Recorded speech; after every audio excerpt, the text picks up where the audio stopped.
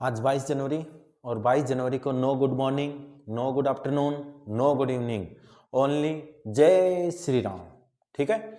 दूसरा, अब प्रे करो भगवान से, श्री राम से, क्योंकि श्री राम आ गए हैं आपके, तो प्रे कर दो, हे भगवान जय श्री राम, 12th क्लास में पास करा दे, रोज रटूंगा मैं जय श्री राम जय श्री राम। ठीक है, चलो तो स्टार्ट करते हैं। आज जय श्री राम 12th क्लास का। बहुत दिन से मैसेज कर रहे थे बच्चे कि सर 12th क्लास की ब्लूप्रिंट समझा दो, मॉडल पेपर समझा दो, तो आज लेके जय श्री राम का नाम और हम स्टार्ट करते हैं मॉडल पेपर और ब्लूप्रिंट क्लास 12th की। अब देखो, आपके पास सबसे पहले जो चीजें इंट्रोडक्शन के लिए जो चीजें हैं कि आपके पास आपको क्या क्या पता होना चाहिए, क्या क्या नहीं होना चाहिए, उसके लिए कंप्लीट चीजें हैं। ठीक है, तो पहले बात करते हैं कि प्रश्न पत्र जो आपके पास है वो क्या है। प्रश्न पत्र की योजना 2024 की मैं बात कर रहा हूं। कौन सी क्लास की बात कर रहा हूं मैं? 12th क्लास की। किस सब्जेक्ट की? मैथ की। किसकी बात कर रहा हूं? मैथ की। आपका पेपर कितने टाइम का होगा? 3 घंटे 15 मिनट। आपका पेपर कितने टाइम का होगा? 3 घंटे 15 मिनट। 15 मिनट आपको नोटबुक फिल करने के लिए मिलेंगी। ठीक है, उसमें खास ध्यान में रखना, मैं बार बार ये चीज रिपीट करता हूं कि उसमें रो नंबर आपके एक्यूरेट होने चाहिए। चाहे आप धीरे धीरे उसमें कोई करेक्शन मत करना, कोई भी गलती नहीं होनी चाहिए, आराम से भरो। सबसे पहले उस कॉपी में आप अपने रो नंबर ही डालो, समझ गए? तो आपको सबसे इंपॉर्टेंट क्या उसमें? रोल नंबर है। रोल नंबर अगर आपने सही डाल दिया, बाकी अगर कोई मिस्टेक हो भी गई तो कोई दिक्कत नहीं, लेकिन रोल नंबर में कोई भी आपके पास करेक्शन नहीं होना चाहिए, कहीं भी कटिंग नहीं होनी चाहिए, एकदम साफ साफ दिखना चाहिए, क्योंकि वहां पे आपके जो डाटा गए हुए हैं उनमें रोल नंबर से ही पुट होंगे। ठीक है, तो सबसे पहला ये ध्यान में रखना है। दूसरा, आपका जो ये पेपर है वो कितने नंबर का होगा? 80 नंबर का। कितने नंबर का होगा बेटा? 80 नंबर का। अब ये देखो, ये तो आपके पास क्या क्या अंक बार है कि ज्ञान है, अबोध है, अभिव्यक्ति है, जो हमारे सीधा कि 24 नंबर का आएगा, जैसे एमसीक्यू टाइप में वैसे ही। तो मैं नेक्स्ट आपको ये बताता हूं कि आपके पास क्या है जो आपके लिए जरूरी चीजें हैं, वो ये हैं। देखो, इंग्लिश मीडियम और हिंदी मीडियम दोनों की ये चीजें मैं क्लियर कर दूंगा, आप सिर्फ वीडियो पे बने रहो कि मैं कौन से लेसन कितने नंबर का आएगा, एमसीक्यू कितने नंबर के आएंगे, कितने क्वेश्चन आएंगे आपके पास, हर एक्सप्लेनेशन आपको बड़ी डीपली समझाऊंगा। और ब्लूप्रिंट देखने के बाद आपको जो तैयारी करनी है वो भी इसी के अकॉर्डिंग करनी है। ठीक है, तो ब्लूप्रिंट में आपको सब कुछ दिया हुआ है। देखो, सबसे बात अगर पहले मैं करता हूं तो आपके पास आता है वस्तुनिष्ठ। वस्तुनिष्ठ का मतलब ये होता है कि एमसीक्यू। आपके पास क्या है? एमसीक्यू के जो क्वेश्चन आएंगे वो 15 आएंगे। कितने आएंगे? 15 आएंगे। और टोटल मार्क्स कितने होंगे? 15। यानी एक क्वेश्चन आपका कितने नंबर का आएगा? 1 ही नंबर का। एमसीक्यू आपका एक क्वेश्चन 1 नंबर का आएगा। अब दूसरी बात करते हैं कि एमसीक्यू के सर अगर मैं नोटबुक में आंसर करूं तो मैं सीधा एमसीक्यू लिखूं, जो आंसर मान लो कि ए बी सी डी में से जो भी ऑप्शन है, या ए ब स द में से जो भी ऑप्शन है वो सीधा मैं ऑप्शन लिखूं, या फिर मैं उसको सोल्व करके दिखाऊं? देखो, एमसीक्यू का मतलब होता है कि आपको डायरेक्ट आंसर देना है। हाँ, लेकिन अगर आप सोल्व करके आ जाते हो तो आपको कोई टेंशन लेने की जरूरत नहीं, तो भी आपका सही ही माना जाएगा। ठीक है, कोई भी आपके नंबर कटिंग नहीं होंगे। तो एक अच्छे से आप ब्लूप्रिंट समझ लो। दूसरी चीज कि एमसीक्यू का सीधा आपको आंसर लिखना है। जो पोर्शन है, जैसे मान लो कि मैं एक चीज बताता हूं कि आपके पास सी आ गया या ऑप्शन आंसर में क्या आ गया? स आ गया, तो स लिखो, इसको यहां पे कर दो। खास बात यह है कि बोर्ड के जो इंस्ट्रक्शन है उसके अंदर यह दिया है कि जिस पार्ट के क्वेश्चन कर रहे हो, यानी आपके पास 4 पार्ट में पेपर आएगा, ए बी सी और डी। आप अगर ए पार्ट के क्वेश्चन कर रहे हो तो ए पार्ट के क्वेश्चन एक जगह करने हैं। ऐसे नहीं कि पहले पेज पे कर दिया उसी का क्वेश्चन लास्ट पेज में, जैसे आप हाफ ईयरली में कर देते हो। नहीं, आपको उस पार्ट का, हाँ अगर लगे तो आपको पता है कि 1 नंबर का क्वेश्चन कितना बड़ा होगा, 2 लाइन या 3 लाइन, 3 स्टेप या लास्ट 3 स्टेप जाता है, तो वो क्वेश्चन के लिए आप जगह छोड़ दो, उसको बाद में सोल्व कर दो, कोई दिक्कत नहीं है। अब उसके बाद में आता है कि सर मेरा पेज अगर पूरा कंप्लीट हो गया और मैं आगे, तो उसमें पीटीओ लिख दो, पेज टर्न ऑफ, पीटीओ नीचे लिख दो, जिससे वो एग्जामिनर समझ जाएगा कि ये आंसर आगे है। लेकिन कभी भी अब बोर्ड के अकॉर्डिंग आपको जो क्वेश्चन है वो आगे नहीं करना है सीधा, ठीक है, ये बहुत खास ध्यान में रखना। आपकी बात, आपके पास आ गया रिक्त स्थान। रिक्त स्थान का मतलब होता है ब्लैंक, फिलिंग द ब्लैंक। क्या होता है? Filling the blank. Filling the blank के आपके 7 क्वेश्चन आएंगे। कितने क्वेश्चन आएंगे? 7 क्वेश्चन। कितने नंबर के आएंगे बेटा? 7 नंबर के। कितने नंबर के आएंगे?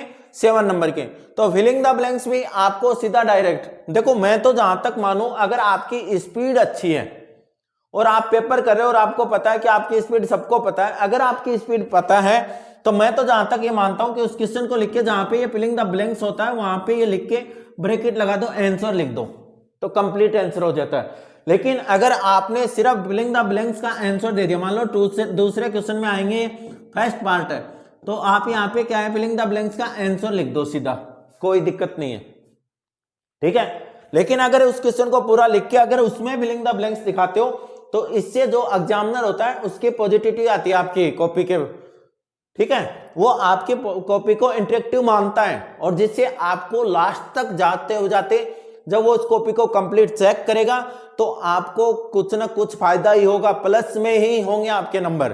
क्योंकि आगे जाके अगर माइनर से आपने गलती कोई क्वेश्चन में के आंसर में कर भी दी फिर भी वो आपको नंबर दे देगा।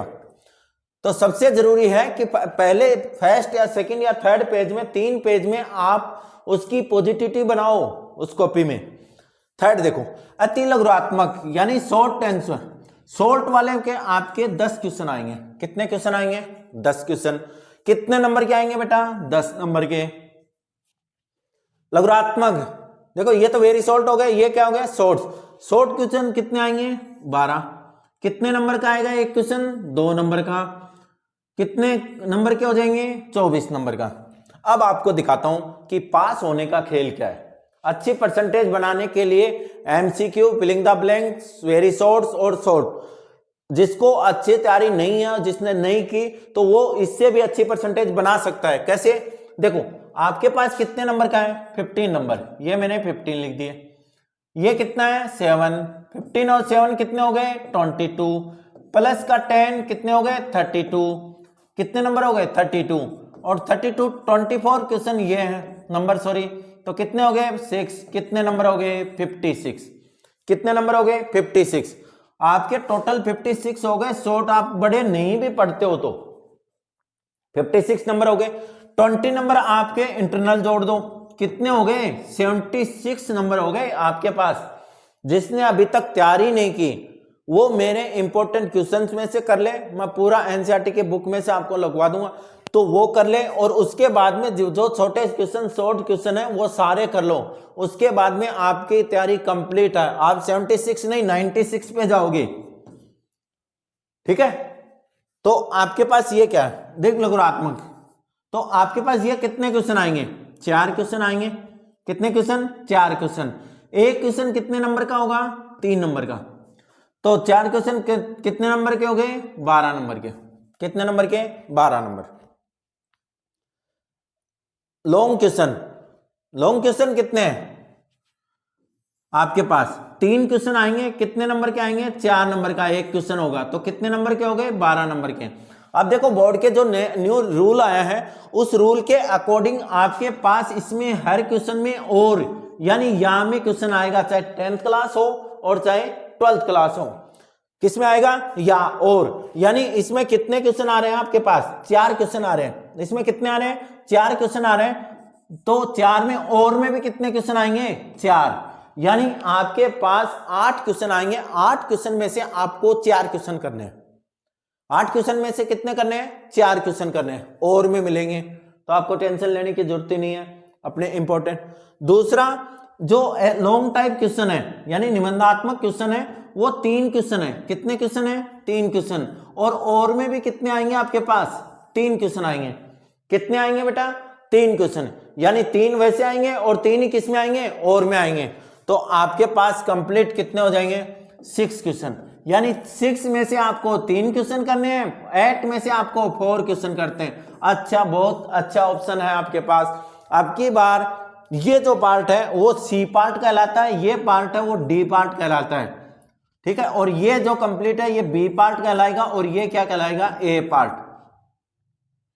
तो आपको ध्यान में रखना है सी और डी में और में क्वेश्चन है, और में क्वेश्चन आपके पास कंप्लीट डबल डबल है, मतलब 4 क्वेश्चन का 8 क्वेश्चन में से 4 करने आपको।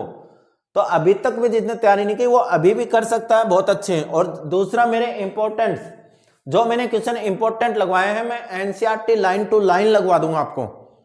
एनसीईआरटी की जो बुक है ना, इसमें बुक के ऊपर 99% कल आपको इसके जो पहले कल तक तो ये पेपर पूरा हो जाएगा, मतलब इसका मॉडल पेपर भी पूरा कर दूंगा ब्लूप्रिंट का। उसके बाद में जो आपके पास एनसीईआरटी टू लाइन है वो कंप्लीट में इंपॉर्टेंट लगा दूंगा, आप इंपॉर्टेंट लर्न करके चले जाना बस।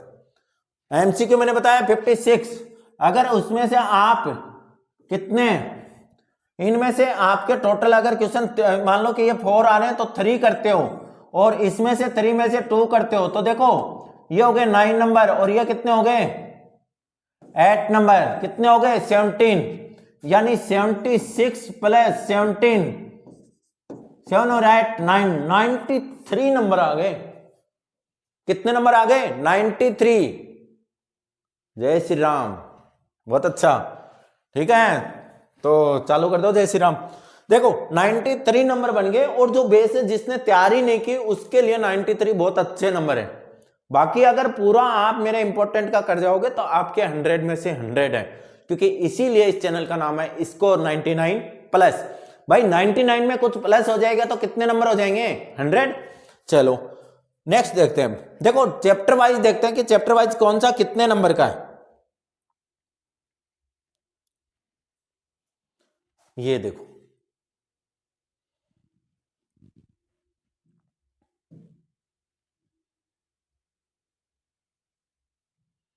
चैप्टर के अगर मैं बात करूं तो संबंध और फलन।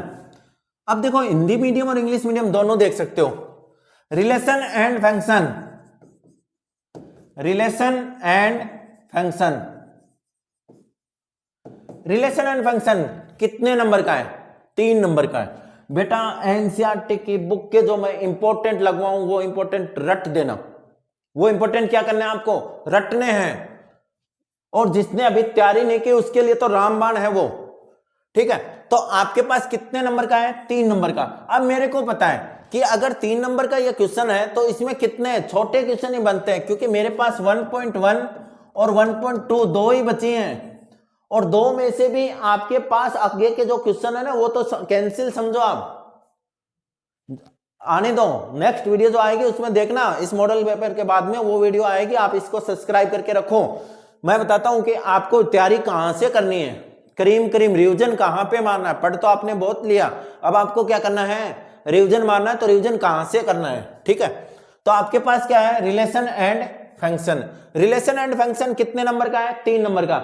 इसका मतलब यह हुआ इसमें 1 नंबर का क्वेश्चन आएगा, लास्ट 2 नंबर का आएगा। लास्ट कितने का आएगा 2 नंबर का, वो भी मैं बताऊंगा कि कौन से चैप्टर में से कितने नंबर का आएगा। नेक्स्ट आगे देखते रहो वीडियो को, स्पीड करके नहीं 1.5 1.6 नहीं, कोई बीच में ऐसी चीज छूट जाएगी जो मैं आपके पेपर के लिए बड़ी इंपॉर्टेंट है, जो आपके नंबर इंक्रीज करा सकती है। तो आप इस वीडियो पे कंटिन्यू आराम से देखिए, क्योंकि ब्लूप्रिंट में आपकी आधी तैयारी हो जाती है। अगर आपको ब्लूप्रिंट समझ में आ जाती है तो आपकी 80% तैयारी हो जाती है कि आपको पढ़ना क्या था, क्या पढ़ लिया हमने, ठीक है, और क्या बाकी है। अब यहां पे देखो प्रतिलोम त्रिकोणमितीय फलन। प्रतिलोम में क्या होता है inverse of trigonometry, chapter number 2। तो ये आगे मैं डिवाइडेशन बताऊंगा आपको कि कौन से चैप्टर में से कितने नंबर का क्वेश्चन और कितने क्वेश्चन आएंगे, वो कंप्लीट समझाऊंगा, बस वीडियो पे बने रहो। देखो 4 नंबर के है, कितने नंबर के है 4 नंबर का, ठीक है।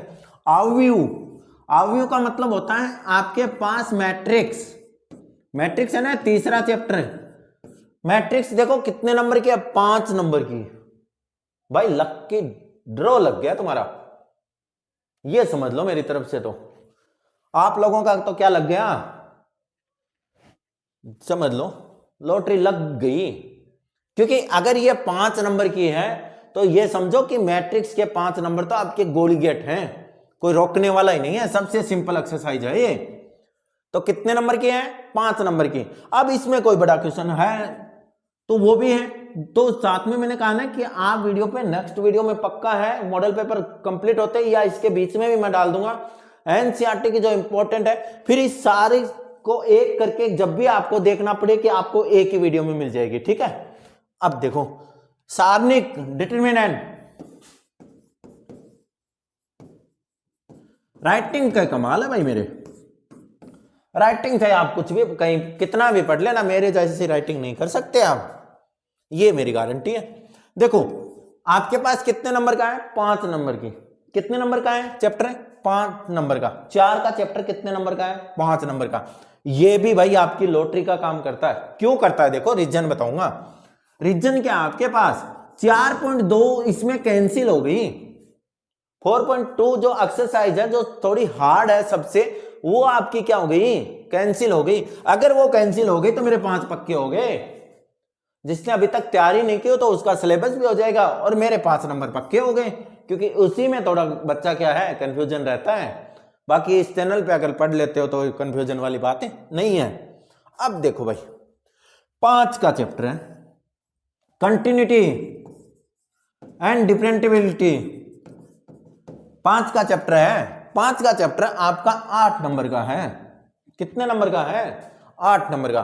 5 का चैप्टर 8 नंबर का है। अब कहेंगे कि सर आप तो हर चैप्टर में ही लॉटरी बता रहे हो। भाई लॉटरी नहीं बता रहा इसमें तो मैं ये कह रहा हूं कि आपके 5 छोटे क्वेश्चन आएंगे और इसी में से 4 नंबर का क्वेश्चन भी इसी में आएगा। जो आगे डिवाइडेशन करेंगे ना इस पेपर में, तो वो भी आपके पास मैं दिखाऊंगा कि मैंने जब बताया था तो वो 4 नंबर का, तो इसमें से 4 नंबर का क्वेश्चन आएगा, इसमें से छोटा क्वेश्चन आएगा और मैं आपको बता दूंगा वो एक्सरसाइज जिसमें से आपके पास ये क्वेश्चन उठाएगा, वो एक्सरसाइज रट लेना। तो चैनल सब्सक्राइब कर लो बस। अब जो चलेगा ना वो फिल्टर पढ़ने वाली जो है ना वो पढ़ाई चलेगी अब, बाकी नहीं। अवकलजों के अनुप्रयोग यानी एप्लीकेशन ऑफ डेरिवेटिव।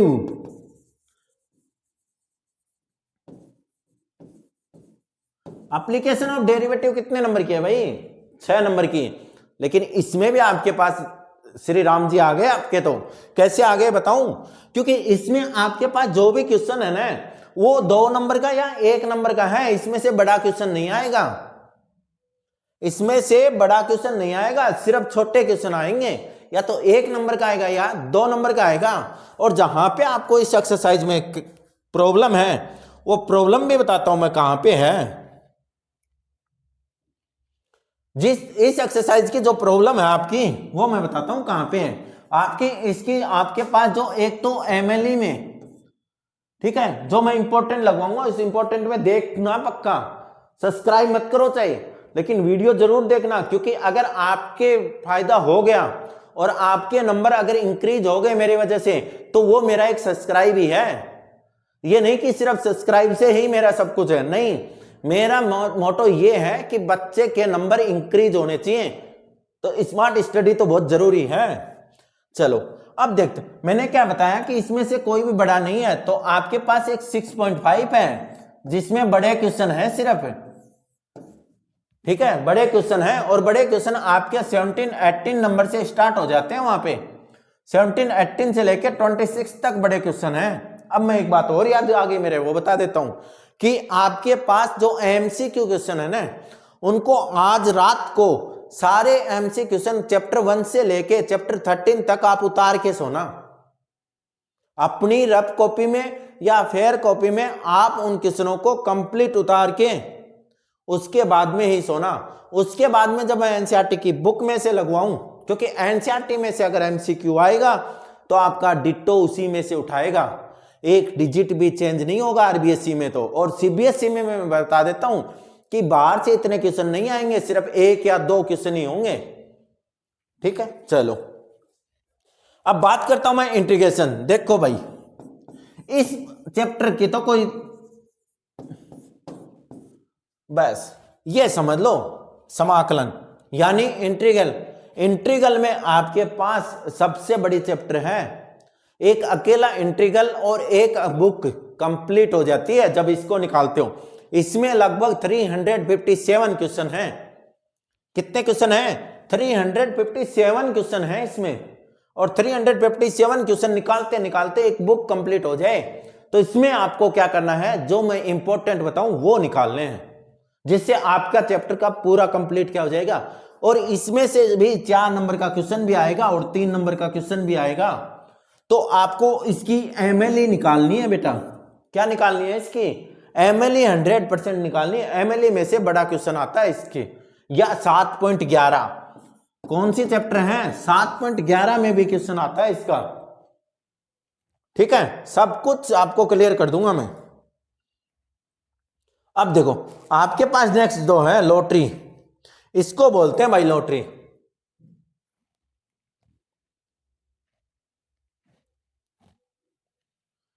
अब बताता हूं लॉटरी क्या होती है। यहां पे देखो समाकलन के अनुप्रयोग यानी application of integral, application of integral, application of integral की अगर बात करूं मैं तो इसमें कितने नंबर का है, 4 नंबर का। अरे भाई कितने क्वेश्चन है इसमें, 17 या 18 क्वेश्चन तो कंप्लीट ही हैं। कितने क्वेश्चन हैं, 17 और 18, वो भी एमएलई को मिला के हैं आपके पास क्वेश्चन। तो 4 नंबर क्यों छोड़ रहे हो, आने दो।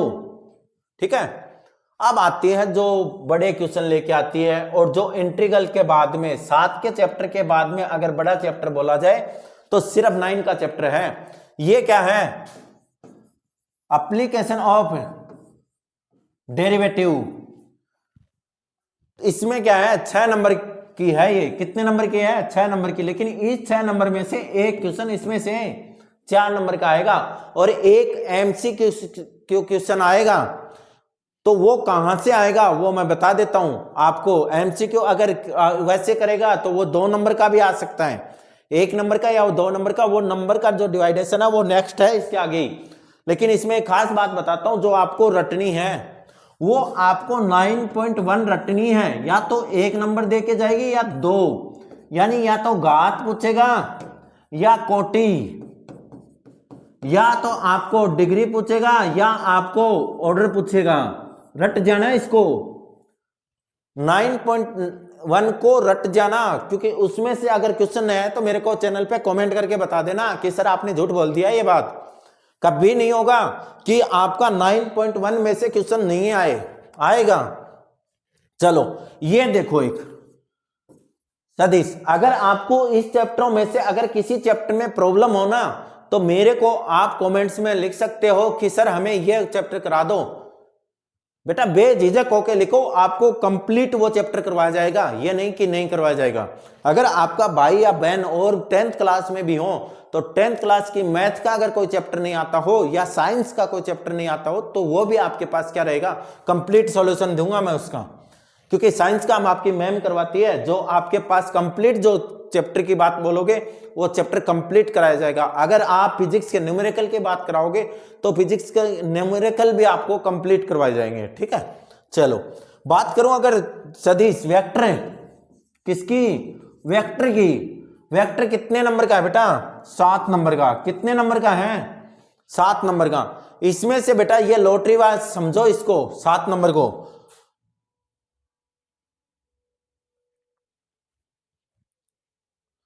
सात नंबर का जो क्वेश्चन है वेक्टर में, तो कितने नंबर हो गए, 7 नंबर के क्वेश्चन। ठीक है, 7 नंबर के आएंगे तो इसमें एक छोटा भी आएगा बड़ा भी आएगा। एमसीक्यू याद रखना इसमें।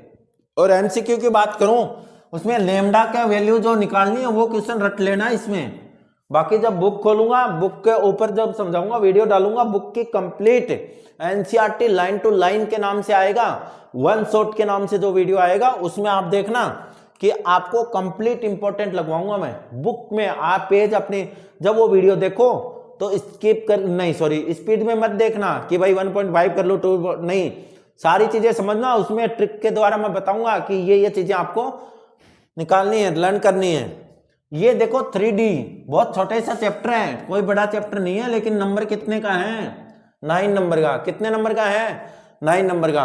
अब यहाँ पे देखो अगर बात करूं मैं, अगर जो ये 3 चैप्टर भी पढ़ता है तो देखो 9 और 7 है 16, 16 और 6 है 21 है, और अदर करके 56 और 21 है। 77 नंबर बन गए बेटा। मैथ में आपको नंबर बनाना एक हलवा है। क्या है? हलवा। और वो भी किसका? सर्दी है भाई, गाजर वाला। ठीक है। अब देखो, ये देखो आपके पास 12 की में कितना है? छोटा क्वेश्चन नहीं आएगा इसमें, सिर्फ क्या आएगा? बड़ा क्वेश्चन आएगा। और अगर छोटा क्वेश्चन आएगा तो एक क्वेश्चन 3 नंबर का और एक 1 नंबर का आएगा। छोटे नंबर की पॉसिबिलिटी बहुत कम बनती है। लेकिन अगर इसमें और में आएगा तो और में भी इसी चैप्टर का आएगा। एक बात और बता देता हूं, इसीलिए तो मैं कह रहा था कि आप उसको स्किप करके या स्पीड से मत देखो 1.5x 2x पे, बात पूरी सुनो, क्योंकि हर जगह पता नहीं टीचर क्या बात बता जाए उस वीडियो में। तो यहाँ पे क्या कर रहा हूं कि 4 नंबर का आएगा और 4 नंबर में और में भी 4 नंबर का आएगा। तो आपको तो 12.1 यानी 12.1 रट लेनी है बेटा बस। कितने क्वेश्चन है? 10 क्वेश्चन है। उसमें से क्वेश्चन नंबर 3 है, 5 है, 7 है और 8 है। चारों क्वेश्चन रट देना। एक उसमें से आपके पास x = 3 का क्वेश्चन है, कितने नंबर का मेरे को ध्यान नहीं है, लेकिन वो भी ठीक है। तो ये सारे एनसीईआरटी में आपको लगवा दूंगा मैं, समझ गए। अब आती है प्रायिकता। कितने नंबर का है? 7 नंबर का। बड़ा क्वेश्चन भी इसी में से आएगा। 4 नंबर का क्वेश्चन आएगा इसमें से। कितने नंबर का? 7 नंबर का टोटल। ठीक है। उसमें से एक क्वेश्चन कितने का आएगा? 4 नंबर का। ये मत समझना 7 नंबर का क्वेश्चन आएगा। इसका मतलब यह है कि जो क्वेश्चंस आएंगे वो कितने नंबर के आएंगे? 7 नंबर के। डिवाइडेशन तो बाद में होगा ना, क्योंकि इसने कहा कि ये चैप्टर पूरा कितना है? 7 नंबर का। तो क्वेश्चन कितने नंबर के आएंगे? 7 नंबर के। अब आपके पास यहाँ पे जो छोटा आता है उसमें मैं आपको बताता हूं कि 13.1 में 1 से लेके 5 तक क्वेश्चन है और एक एग्जाम्पल नंबर 1 है। ये रट लेना, 1 या 2 नंबर के तो यही आएंगे इसमें से। समझ गए बात? 1 या 2 नंबर का तो इसी में से 100% आएगा। जो ये 6 क्वेश्चन हो गए ना 1 से लेके 5 तक और एक एग्जाम्पल नंबर 1, कितना? 1। ये आपको 1 या 2 नंबर पक्का देगा, जो बहुत सिंपल से हैं। आपके एनसीईआरटी में से बाहर से कुछ भी नहीं आएगा। ठीक है। चलो, तो टोटल कितने हो गए बेटा? 80 नंबर। कितने हो गए? 80 नंबर। तो पेपर कितने का होगा? 80 नंबर का। ठीक है। अब बात करते हैं इन नंबर के डिवाइडेशन की, कैसे, कितने, किस में से कौन आएगा। ठीक है। चलो,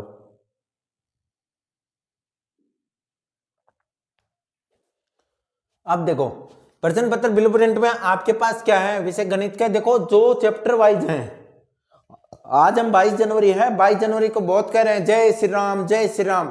आपको ये तो पता होगा ना कि श्री राम ने वनवास किसके लिए किया था? किसके वचन निभाने के लिए?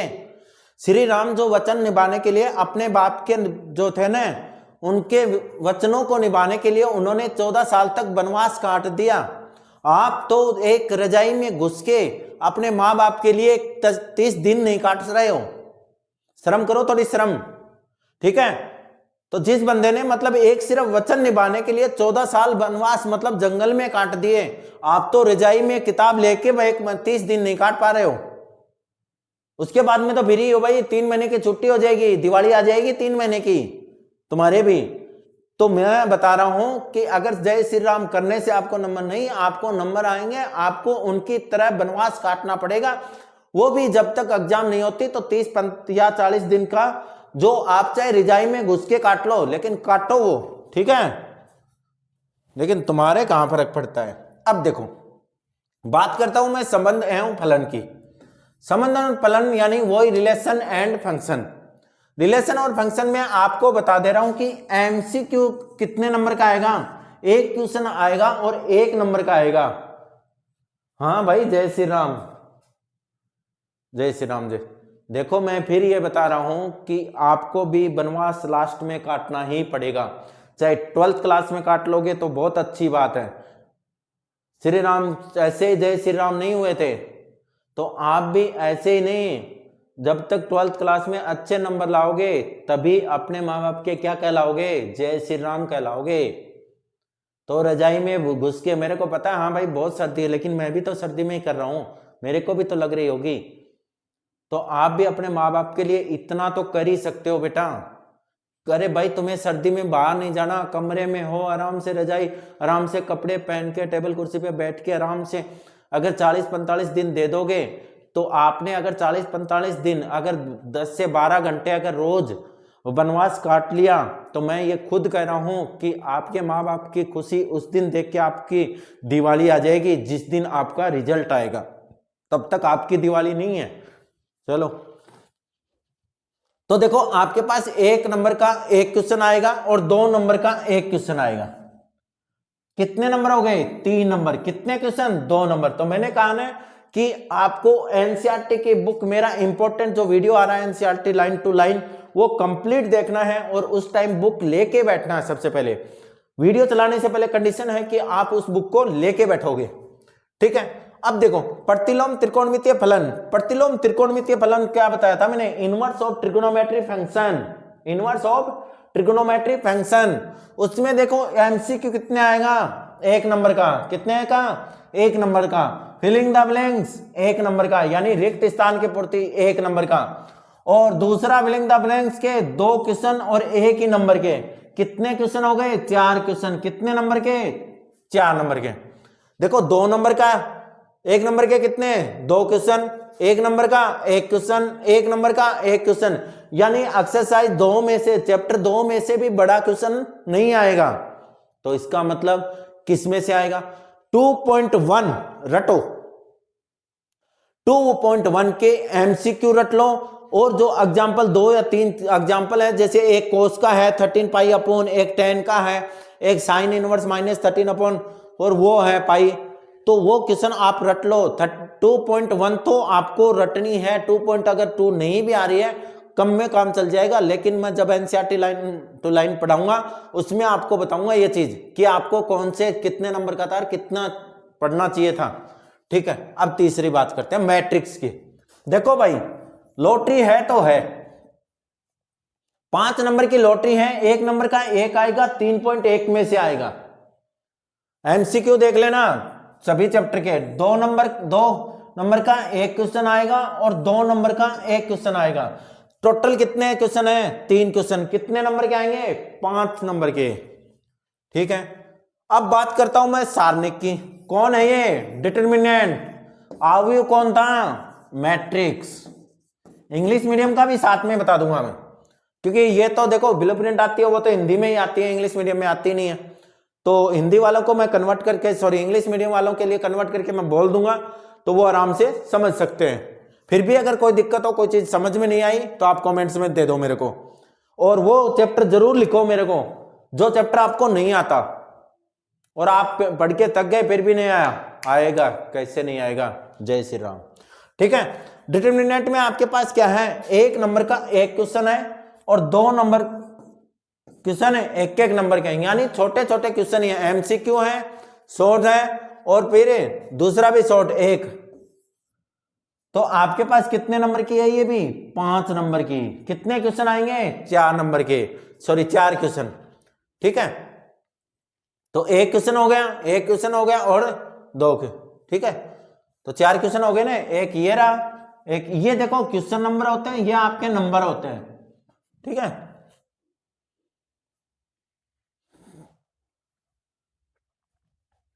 अब देखो सातत्य एवं आकलन, यानी कंटिन्यूटी एंड डिफरेंटिबिलिटी।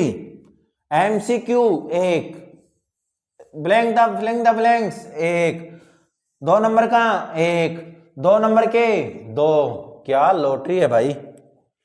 तुम तो छोरे 2024 वाले बच्चों, तुम्हारे तो बाग बाग हो गया सब कुछ। अभी भी नंबर नहीं आए तो नहीं आए भाई। जय श्री राम। देखो 1 नंबर का 1 क्वेश्चन है, 1 नंबर का 1 क्वेश्चन है, 1 नंबर का 2 क्वेश्चन है और 2 नंबर का 2 क्वेश्चन है। तो आपके पास कितने हैं? 8 नंबर के 5 क्वेश्चन है भाई। इसमें भी बड़ा क्वेश्चन नंबर का क्वेश्चन नहीं है। और क्या चाहिए आपको? 5 की भी बहुत शॉर्ट क्वेश्चन आएंगे, तो लॉन्ग क्वेश्चन हटा दो, बाग बाग हो जाओ भाई। अब देखो जो जिसकी मैं बात कर रहा था, एप्लीकेशन ऑफ डेरिवेटिव वाली 6 का 1 नंबर का 1 नंबर का 1 नंबर के 2 नंबर का 1 क्वेश्चन। कितने नंबर की है? 6 नंबर की। यानी आपको 6.5 MLE पढ़ने की जरूरत नहीं है, लेकिन MCQ ये आपको तैयार करना है। और इसमें भी एमएलई में 2 क्वेश्चन हैं। एक तो आपका शायद देखो, जो एनसीईआरटी लाइन टू लाइन लगवाऊंगा तब तो मैं एग्जैक्ट बता सकता हूं, लेकिन आपके पास क्वेश्चन नंबर 7 है शायद छोटा सा, जिसमें sine theta plus cos theta 0 to पाई, उसमें मैक्सिमम वैल्यू निकालनी है। ठीक है, और एक और है क्वेश्चन नंबर 14 के 14 या 13 का क्वेश्चन है। ठीक है, तो वो है, तो आप NCERT line to line video मेरी जरूर देखें, जिसमें आपको सारा एमसीक्यू मिल जाए और आपको इंपॉर्टेंट क्वेश्चन मिल जाए। अब देखो क्वेश्चन नंबर, अगर चैप्टर 7 की बात करूं, यानी किसकी बात करूं मैं, इंटीग्रल की, किसकी बात करूं, इंटीग्रल। इंटीग्रल में आपके पास देखो धमाका, 1 नंबर का 1 है, 2 नंबर का 1 क्वेश्चन है, 1 नंबर के 2 क्वेश्चन है, 4 नंबर का और 3 नंबर का पॉसिबिलिटी है, स्टार लगा हुआ है, या तो 4 नंबर का आएगा या क्या आएगा 3 नंबर का। लेकिन अच्छी बात यह है, चाहे 4 नंबर का है चाहे 3 नंबर का, दोनों में से क्या है, और में जरूर आएगा, या में क्वेश्चन आएंगे। ठीक है, तो ये कितने नंबर की है, 12 नंबर की। कितने क्वेश्चन है, 6, सॉरी। समाकलन के अनुप्रयोग, यानी application of derivative, application of derivative. Application of derivative क्या होता है बेटा, एप्लीकेशन ऑफ डेरिवेटिव का मतलब ये हो गया कि आपके पास 1 नंबर का 1 क्वेश्चन और 1 नंबर का 1 क्वेश्चन और 2 नंबर का 1 क्वेश्चन, 4 नंबर, लॉटरी वाला काम है। कितने क्वेश्चन है टोटल, शायद 17 या 18 क्वेश्चन टोटल ही हैं, और नंबर कितने दे रही है, 4 नंबर। कोई भी बाहर से, आरबीएससी में तो बाहर से एक भी क्वेश्चन नहीं आएगा, आपकी बुक में से आएगा, डिजिट भी चेंज नहीं आएगा, चाहे कोई कुछ भी कहे। मैं ये कह रहा हूं कि एक भी डिजिट क्या नहीं होगा, चेंज नहीं होगा। फिल्टर बार पढ़ाई करेंगे, अब टेंशन मत लो, मैं भी अब ठीक हो गया। देखो अवकलन समीकरण, अवकलन समीकरण का यानी डेरिवेटिव इक्वेशन, 1 नंबर का 1 आएगा, 1 नंबर का 1 आएगा, 1 नंबर का 1 आएगा, और 1 आएगा 3 नंबर का। 3 नंबर वाले की बात कर देता हूं मैं, होमोजीनियस में से आएगा, यानी समघातीय, या आपके पास जो फॉर्म है dy/dx plus pq equal px equal to q। देख लेना, NCERT line to line video देखना मेरी, उसमें सारा समझाऊंगा मैं। ठीक है, अभी तो सिर्फ ब्लूप्रिंट की बात करते हैं। सदिश बीजगणित, सदिश का यानी वेक्टर है। वेक्टर में देखो आप, 1 नंबर का 1, 1 नंबर का 1, 2 नंबर का 1, 1 नंबर का 1, 2 नंबर का 1, यानी कोई बड़ा क्वेश्चन नहीं है। क्या नहीं है, कोई भी बड़ा क्वेश्चन नहीं है। और कितने नंबर के हैं, 7 नंबर की। कितने क्वेश्चन, 6 क्वेश्चन, यानी कोई भी बड़ा क्वेश्चन नहीं है। इसका मतलब ज्यादा लेंथी क्वेश्चन नहीं निकालना है। चलो, NCERT line to line video में आपको देखना हर चीज, इसके जो ब्लूप्रिंट में जो मार्क्स डिवाइडेशन है, जो नंबरों का डिवाइड कर रखे हैं, उसके अकॉर्डिंग ही क्वेश्चन लगवाऊंगा और उसके अकॉर्डिंग बताऊंगा कौन सी एक्सरसाइज ज्यादा निकालनी है। त्रिविमीय ज्यामिति यानी 3D 11 का चैप्टर है। कितना, एक एक नंबर के कितने क्वेश्चन आएंगे, 2 नंबर के। एक एक नंबर के कितने आएंगे, 2 नंबर के। और एक क्या आएगा, 4 नंबर का, और एक 3 नंबर की पॉसिबिलिटी रखता है। 4 3 7, 7 और 2 9, यानी आपके 11 में से 2 क्वेश्चन आएंगे। और दोनों क्वेश्चनों की बता देता हूं कि एग्जाम्पल तो पक्के रट लेना इसके। और जिसका अगर 11 के चैप्टर में 1 का एग्जाम्पल रट रहे हो तो साथ में 2 का जरूर पढ़ना। अगर 11 के चैप्टर में से 1 का अगर एग्जाम्पल पढ़ रहे हो तो 2 नंबर का एग्जाम्पल जरूर पढ़ना, क्योंकि 99% दोनों एग्जाम्पल आगे पीछे वाले आते हैं और क्वेश्चनों में भी होता है 11 के चैप्टर में। ठीक है, अब मिलते हैं NCERT line to line video में। अब देखो रैखिक प्रोग्राम यानी linear programming. Linear programming, linear programming क्या है बेटा, 12 की चैप्टर है, जिसमें सिर्फ एक क्वेश्चन आएगा 4 नंबर का। क्या आएगा, 4 नंबर का, और एक ही क्वेश्चन 4 नंबर, एक ही क्वेश्चन 4 नंबर। कितने क्वेश्चन है, 10। 10 क्वेश्चनों में अगर आपको ये बोल दिया जाए कि ये 10 कर लाओ, मैं 4 नंबर दे दूंगा, अरे भाई रट दूं। ठीक है, चलो अब देखते हैं प्रायिकता। प्रायिकता क्या है, प्रोबेबिलिटी। क्या है, प्रोबेबिलिटी। कितना, 1 नंबर के 2 क्वेश्चन, 1 नंबर के कितने आएंगे, 2 क्वेश्चन। 3 नंबर का 1 क्वेश्चन, 3 नंबर का 1 क्वेश्चन, और 2 नंबर का एक क्वेश्चन, टोटल कितने नंबर हैं? 7 नंबर। कितने क्वेश्चन आएंगे? 4 नंबर। देखो बड़ा क्वेश्चन है क्या? 3 नंबर का क्वेश्चन है बड़ा इसमें, और जो ये क्वेश्चन है वो मैंने बता दिया 2 नंबर का। एक पी ए बराबर 3/5, पी बी बराबर 7/14, P A intersect B equal to 3/5 equal to आपको निकालना है पी ए यूनियन बी, या आपको निकालना है पी ए अपॉन बी। 13.1 में से क्वेश्चन नंबर 1 से लेके 5 तक और एग्जाम्पल नंबर 1 आपको रट के घोल के पीना है और ये नंबर लेना है। जय श्री राम, है ना। चलो, तो ये हुई आपकी ब्लूप्रिंट कंप्लीट। शायद 12th का मॉडल पेपर की अगर मैं बात करता हूं तो आपके पास क्या है? ये तो आपके पास इंस्ट्रक्शन है जो मैंने पीछे समझा चुका हूं कि आपके पास सबसे जो इंपॉर्टेंट बात है इसमें वो आपको ध्यान में रखना है कि प्रत्येक प्रश्न का उत्तर दी गई उत्तर पुस्तिका, ये तो ठीक है। पहला देखो, परीक्षार्थी सर्वप्रथम अपने प्रश्न पत्र पर नामांकित अनिवार्यता से लिखें। इसका सबसे पहले मैं बार बार ये हर वीडियो में रिपीट कर रहा हूँ कि आप रो नंबर में कभी भी कोई कटिंग नहीं होनी चाहिए, रो नंबर बड़े ध्यान से। और दूसरी चीज आपको दी है कि जिन प्रश्नों में आंतरिक खंड है उन सभी के उत्तर एक साथ ही लिख रहे हैं। यानी जिन प्रश्नों में देखो पहला क्वेश्चन है उसमें आंतरिक खंड 15 है, मतलब पार्ट्स हैं 1 2 3 4, उनको क्या करना है कि आपको एक साथ ही करना है। बोर्ड ने इंस्ट्रक्शन दे दिया है, उसके बाद में अगर नंबर कटिंग हो जाएगी और आप रीचेकिंग के लिए अगर फॉर्म अप्लाई करोगे तो भी आपके पास आपके जो मार्क्स हैं वो इंक्रीज नहीं होंगे। इसलिए मैं बता दे रहा हूँ कि पहले से ही ध्यान रख लो, सारी चीज़ें आराम से सुन लो और आप तैयारी में जुट जाओ। जिसने अभी तक जनवरी कंप्लीट चलेगी, जिसने तैयारी नहीं की उसके लिए भी मैं सिर्फ और सिर्फ इम्पोर्टेंट क्वेश्चंस लाऊंगा आपके लिए, जो आपकी तैयारी में 100% आपके 70 to 80%, तो जिसने तैयारी नहीं की उनके, और जिनके 80-90 पे चल रहे हैं, जिन्होंने तैयारी कर रखी है उनका रिवीजन हो जाएगा, जो 100 पे जा सकते हैं। ओके, चलो अब बात करते हैं बेटा पहले क्वेश्चन की। देखो पहला क्वेश्चन आपको जो दिया है वो क्या है? पहले क्वेश्चन में उसने बोला है कि मल्टीपल चॉइस, मान लीजिए कि एफ R2R है। एफ क्या बेटा? R2R है आपका, R2R है, यानी आपके पास प्रांत और प्रेशर, प्रांत और प्रेशर यानी डोमेन और रेंज दोनों क्या है? R में ही है।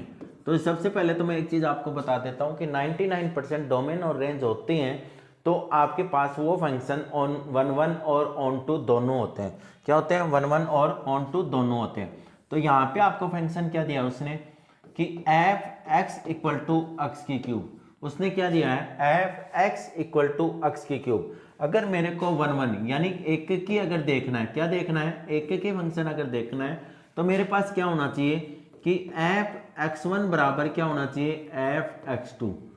ठीक है, तो मैं अगर यहाँ पे वैल्यू पुट करूंगा तो x1 की क्यूब इक्वल टू x2 की क्यूब, क्यूब से क्यूब क्या हो गया? कैंसिल हो गया। क्या आ गया? x1 बराबर x2। यही आपके लिए क्या था कि 1 अगर आपको प्रूव करके देना है तो x1 किसके बराबर है? x2 के। यानी ये फंक्शन कौन सा हो गया? एक की हो गया, यानी 1 हो गया। अब अगर मैं बात करूं आच्छादक की यानी ऑन टू की, किसकी बात करूं? ऑन टू की। अगर ऑन टू की बात करूं, देखो पूरा पेपर आराम से समझाऊंगा। दूसरा, आपको उस क्वेश्चन में मान लो कि जिसने तैयारी कर ली हो वो अपने स्पीड में निकालते रहना। अगर आपको उसमें से कोई क्वेश्चन समझ में नहीं आए तो वो वीडियो में देख लेना। ठीक है, अब लग जाओ बेटा जी जान करके, अभी टाइम नहीं बचा है। चाहे वो किसी भी बोर्ड से हो, चाहे CBSE से हो, चाहे RBSE से हो। ऑन टू की अगर बात करो तो ऑन टू हम कैसे करते हैं? एफ एक्स इक्वल टू, हम क्या करते हैं? लेट करते हैं। माना एफ एक्स इक्वल टू क्या होता है आपके पास? वाई। एफ एक्स की वैल्यू कितनी है बेटा आपके पास? एक्स की क्यूब इक्वल टू वाई। तो एक्स इक्वल टू कितना आ जाएगा? वाई की पावर 1/3। एक्स की वैल्यू कितनी आ गई? वाई की पावर 1/3। अब देखो आप इसमें से क्या करो कि रेशनल नंबर नहीं, सॉरी, रियल नंबर में से आप यानी वास्तविक संख्या, वास्तविक संख्या क्या होता है? गॉड ऑफ नंबर बोल सकते हैं इसको, यानी ये सब नंबरों का बाप है।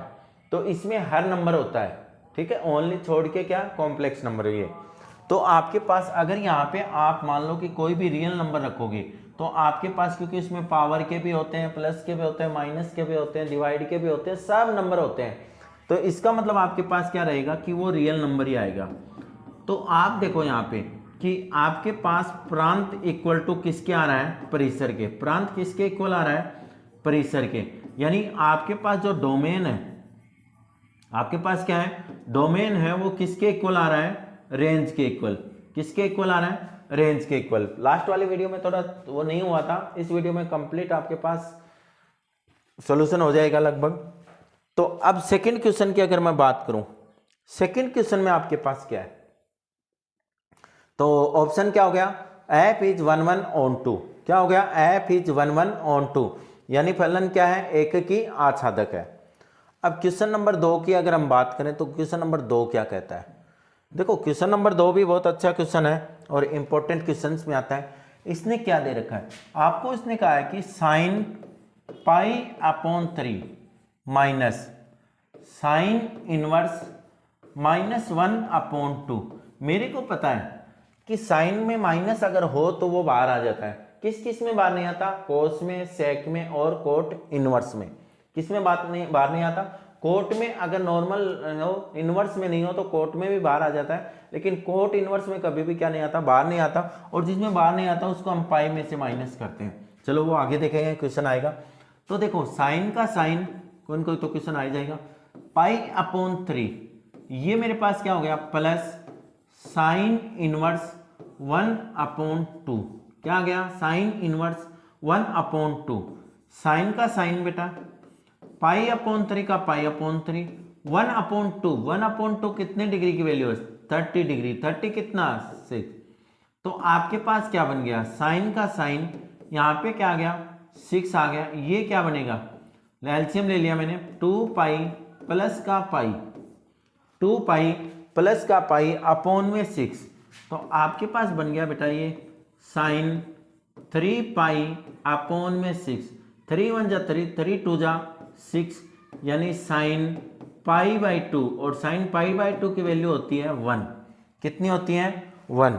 तो ये इसका आंसर क्या हो जाएगा बेटा, 1, दैट, यानी डी हो जाएगा। अब देखो सेकंड इस क्वेश्चन की बात करते हैं, जो थोड़ा कंफ्यूजन में डालने वाला।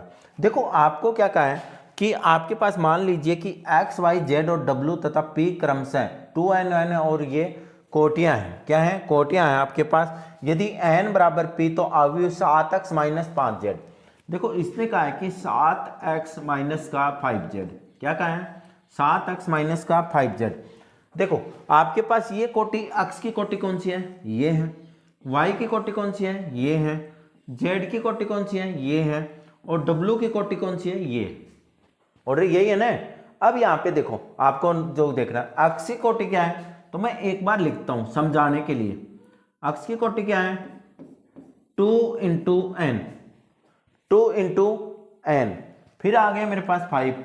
जेड की कोटि क्या है, जेड की देखो आपके पास क्या है, जेड है आपके पास 2 इंटू पी।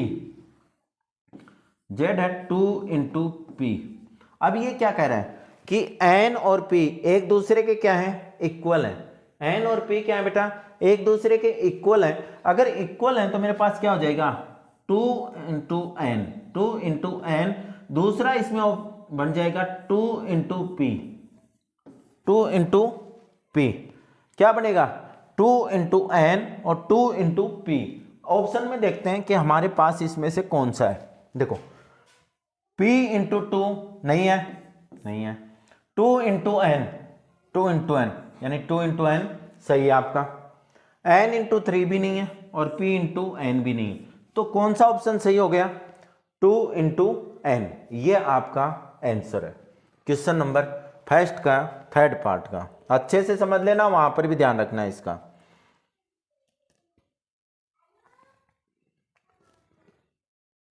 तीसरा, चौथा देखो, चौथे में क्या दिया उसने, चौथे में आपको बोला है यदि आपके पास क्या है, x 18 इंटू 2x और 6 18 2 6। क्या दिया आपको, डिटरमिनेंट दिया है। तो आपके पास क्या है, देखो x को x से अगर मल्टीप्लाई करोगे तो कितना हो जाएगा, एक्स स्क्वायर माइनस का 36 इक्वल टू, ये कितना आ जाएगा, 36 minus 36, x square minus 36 equal to 0, x square equal to कितना आ गया 36, तो एक्स इक्वल टू कितना आ गया +-6। याद रहे कि रूट में जो हमेशा वैल्यू जो बाहर आती है वो हमेशा किस में होती है, डबल साइन में होती है, प्लस और माइनस में। तो देखो प्लस का भी 6 दे रखा है आपको, माइनस का भी 6 दे रखा है, लेकिन आपके पास जो रूट की वैल्यू होगी वो हमेशा क्या आएगी प्लस माइनस। तो इसका आंसर क्या जाएगा बी। ठीक है, चलो फिफ्थ पार्ट की बात करता हूं मैं इसके।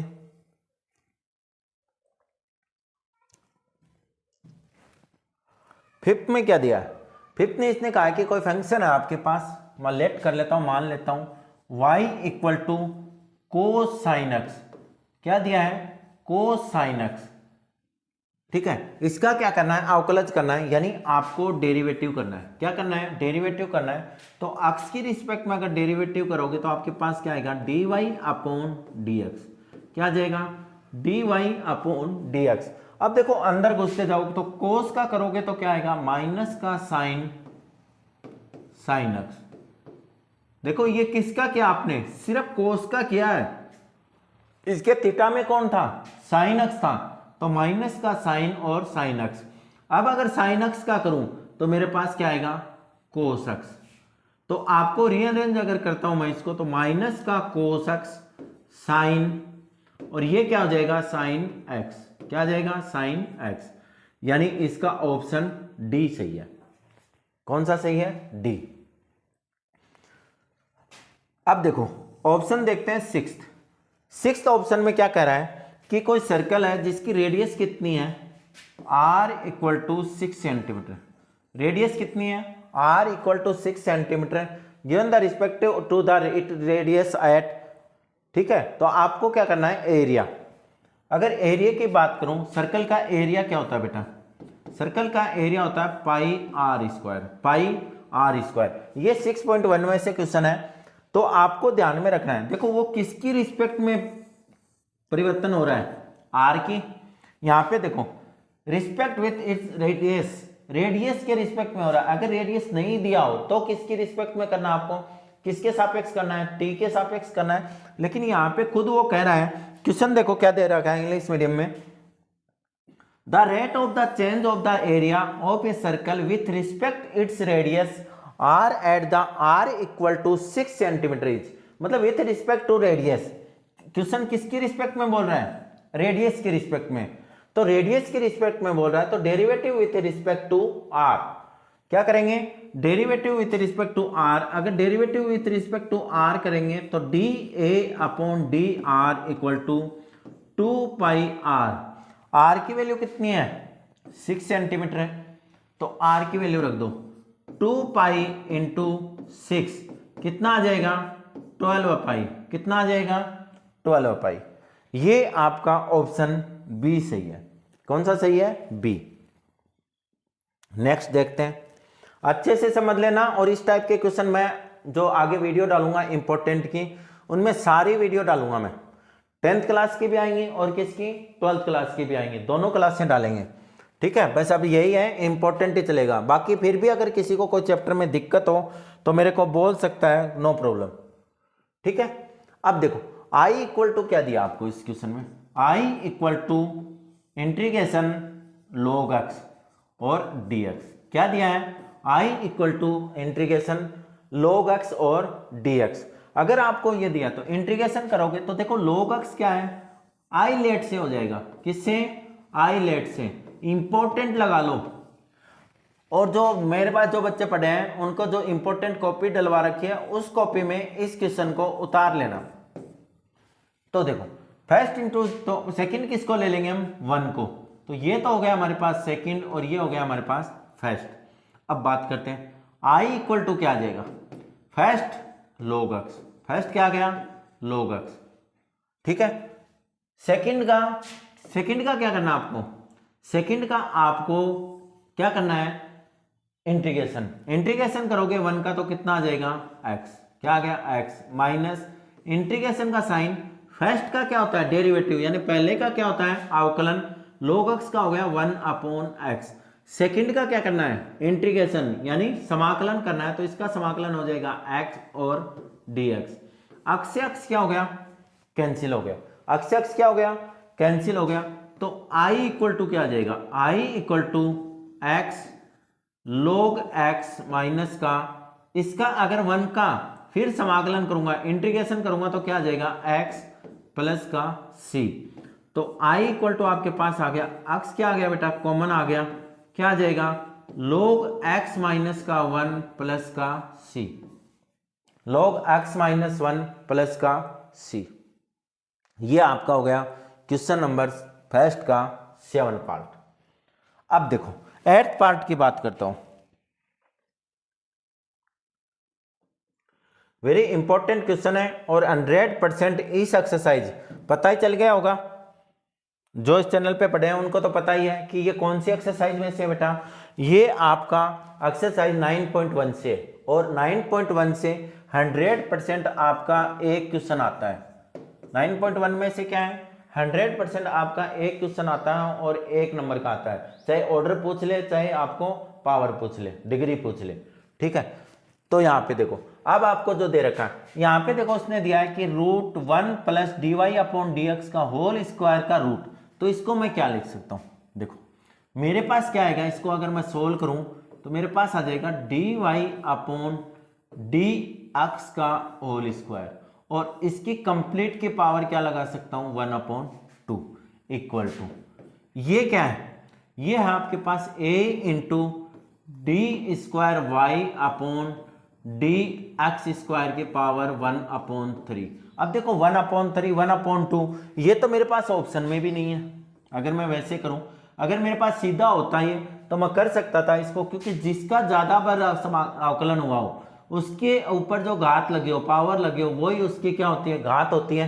लेकिन यहाँ पे 1/3 के फॉर्म में नहीं है, तो मैं इसको सिंपल फॉर्म में बदलूंगा, तो दोनों तरफ क्या कर दूंगा, पावर्स को यानी घात को किससे, 6 से मल्टीप्लाई कर दूंगा।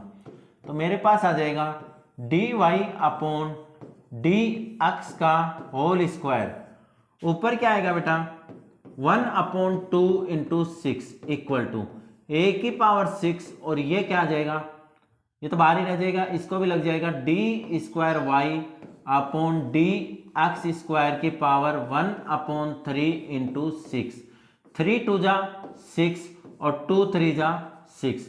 तो आपके पास आ गया 1 plus d y upon d x का होल स्क्वायर की पावर कितनी हो गई, 3 इक्वल टू a की पावर 6, और इसकी पावर कितनी हो जाएगी, d square y upon d x square की पावर 2। उसने क्या पूछा है, घात, डिग्री, पावर, तो कितनी हो जाएगी, सबसे ज्यादा बार कहां पे हुआ है अवकलन, डी स्क्वायर यानी 2 बार, यहां पे तो सिर्फ 1 बार हुआ। तो हमारे पास घात कौन सी होती है, जो सबसे ज्यादा बार डेरिवेटिव हुआ वो क्या है, आपकी घात है। तो इसका आंसर कितना आ जाएगा, 2। तो आंसर कितना हो गया इसका, 2, ठीक है। अब यहां पे देखो, यहां से 100% एक क्वेश्चन आता है, इंपॉर्टेंट लगा लो और ये उतार लेना। क्या करा है, मान लीजिए कि 2 सदिश यानी 2 वेक्टर दिए हैं a और b, देखो इनकी वैल्यू क्या है, वैल्यू उसने खुद दी है कि a मॉडुलस इक्वल टू कितना है बेटा 3, b वेक्टर इक्वल टू कितना है √2/3।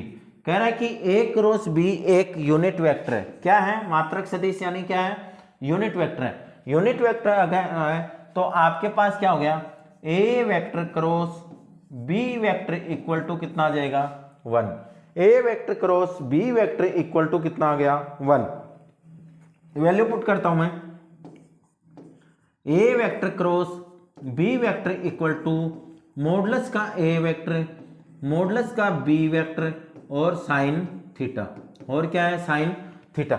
यहां पे देखो कि आपके पास a क्रॉस b क्योंकि साइन इसलिए आया, यहां पे क्या था, क्रॉस था, ठीक है। तो आपके पास वैल्यू क्या है, 1 equal to 3 into √2/3 sine theta, 3 से 3 क्या हो गया कैंसिल, तो आपके पास आ गया साइन थीटा इक्वल टू 1/√2। तो थीटा इक्वल टू कितना आ जाएगा, √2 कितने, π/4, यानी साइन 1/√2 कितने डिग्री के होते हैं, 45 डिग्री, और 45 डिग्री को रेडियन में क्या लिखते हैं, π/4। ओके, चलो नेक्स्ट क्वेश्चन देखो,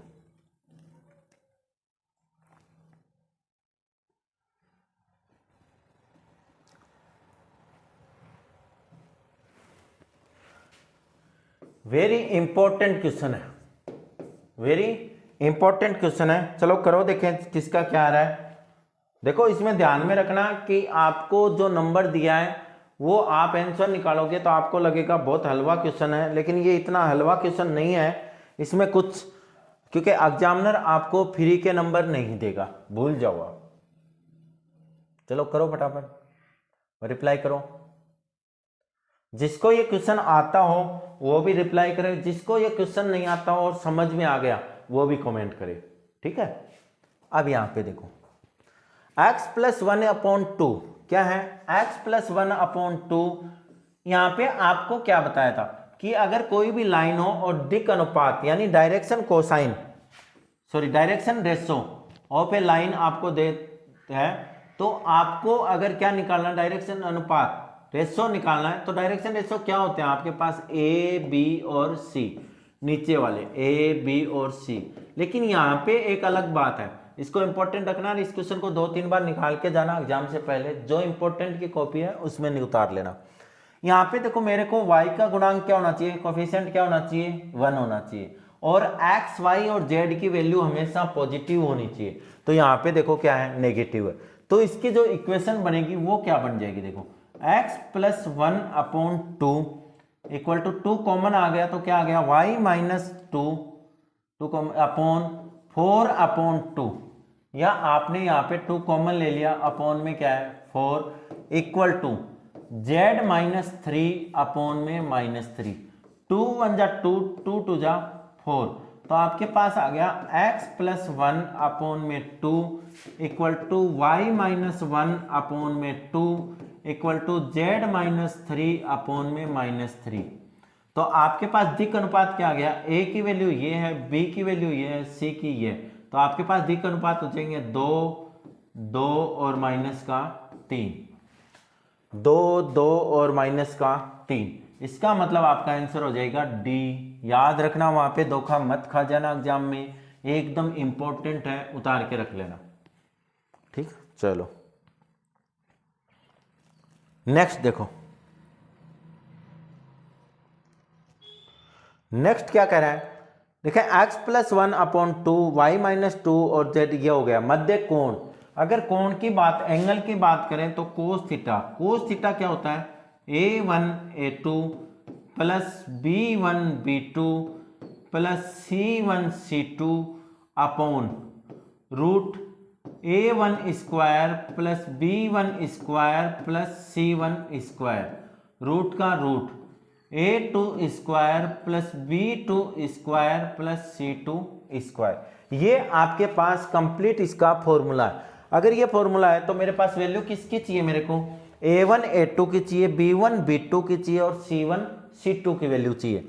अगर ये वैल्यू मैं ढूंढूंगा तो मेरे पास क्या हो जाएगा, a1 b1 और c1, a2 b2 और c2। तो a1 की वैल्यू कितनी है, 2 है, a1 equal to 2, b1 equal to 5 और c1 इक्वल टू 4। a2 की वैल्यू है 1, b2 की वैल्यू है 2 और c2 की वैल्यू है -3। कोस थीटा की अगर मैं बात करूं तो cos theta equal to a1 a2 यानी 2 × 1, 2 × 1 प्लस b1 b2 यानी 5 × 2 माइनस प्लस 4 × -3 अपॉन रूट का रूट आपके पास क्या आएगा, 2 का स्क्वायर प्लस 5 का स्क्वायर प्लस 4 का स्क्वायर, रूट का रूट 1 का स्क्वायर प्लस 2 का स्क्वायर प्लस -3 का स्क्वायर। तो आपके पास कोस थीटा देखो, कोस थीटा इक्वल टू ये कितना आ गया, 2 + 10 -12 है। नीचे वाला सेम है तो सेम ही लिख देना।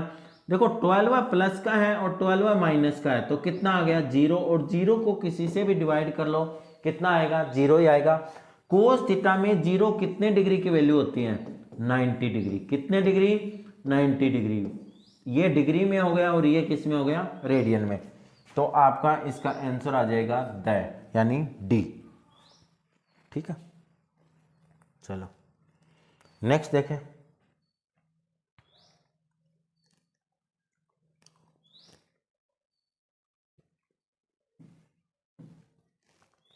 वर्त x square plus y square equal to 4 का क्षेत्रफल क्या होगा। देखो जैसे हम नॉर्मल मेथड से निकालते हैं, ये क्वेश्चन कितने नंबर का है, 1 नंबर का। कितने नंबर का है, 1 नंबर का है। इंपॉर्टेंट लगाओ बेटा और कॉपी में उतारना है। ये 1 नंबर का है तो इसको 1 नंबर की तरह किया जाएगा। लेकिन अगर मान लो कि हम अपने मेथड से करें तो हमारे पास क्या होता है कि हम करते हैं कि एक बार x इक्वल टू 0 रख लेते हैं, एक बार y इक्वल टू 0 रख लेते हैं, और उसके बाद में x की वैल्यू आ गई +-2 और y की वैल्यू आ गई +-2। फिर हम डायग्राम बना लेते हैं और डायग्राम बना के सर्कल बना देते हैं। यहाँ पे 0 हो गया, यहाँ पे क्या हो गया 2 हो गया। तो हम क्या करते हैं i equal to integration limit क्या लेते हैं 0 to 2, अगर बड़े मेथड में आ जाता है। अब देखो एक्स स्क्वायर की अगर मैं वैल्यू निकालूंगा तो कितनी आएगी, y4 - y स्क्वायर। अगर y की वैल्यू निकालूं, मैं किसकी वैल्यू लिमिट यूज कर रहा हूं, ये भी ध्यान में रखना है कि मैं लिमिट किसकी यूज कर रहा हूं, एक्स एक्सिस की। तो यहाँ पे मैं dx रखूंगा, dx रखूंगा तो यहाँ पे कौन आएगा y। तो मैं क्या करूंगा i इक्वल टू 0 to 2, ये कितना आ जाएगा √4 - x स्क्वायर और dx। फिर इसको हम क्या करेंगे सोल्व करेंगे। सोल्व जब करेंगे तो अपने पास फॉर्मूला लग जाएगा कौन सा, √a² माइनस का x स्क्वायर dx का इंटीग्रेशन क्या होता है x/2 रूट का रूट a² माइनस का x square plus a²/2 sine inverse x/a plus का c। लेकिन इतना लफड़ा हमें क्या नहीं करना है, इस क्वेश्चन में नहीं करना है, क्योंकि ये क्वेश्चन जो दिया है वो आपको सिर्फ 1 नंबर का है। तो इसको शॉर्ट मेथड से कैसे करेंगे, ऐसा क्वेश्चन आ जाए तो देखो आपके पास क्या है, यहाँ पे आपको दिया कि एक्स स्क्वायर, तो इसकी रेडियस कितनी आ गई बेटा 2 आ गई। भाई रेडियस क्या, देखो वर्ग का सर्कल का जो एरिया का फॉर्म जो इक्वेशन होती है वो क्या होती है, एक्स स्क्वायर प्लस का y square equal to r square, x square plus का y square equal to r square. ये आपकी वर्ग की समीकरण होती है, यानी इक्वेशन ऑफ सर्कल होती है। तो मैं कंपेयर कर देता हूं, आर स्क्वायर इक्वल टू कितना है मेरे पास 4, तो आर इक्वल टू कितना आ गया 2। अगर नहीं भी पता लगे तो ऐसे निकाल लेना, ठीक है। अब r equal to plus minus में आया, लेकिन माइनस में डिस्टेंस दूरी क्या है होती नहीं है, तो आपके पास किसका आ गया प्लस का। अब सर्कल का एरिया का फॉर्मूला लगाओ, क्या होता है पाई आर स्क्वायर, तो आपके पास क्या आ जाएगा पाई का पाई और 2 का स्क्वायर, यानी आपके पास आंसर आ जाएगा 4 पाई। आपके पास आंसर कितना आ जाएगा 4 पाई। तो इसका आंसर क्या हो जाएगा 7, ठीक है। अब बात करूं मैं नेक्स्ट क्वेश्चन की, तो नेक्स्ट क्वेश्चन क्या कह रहा है,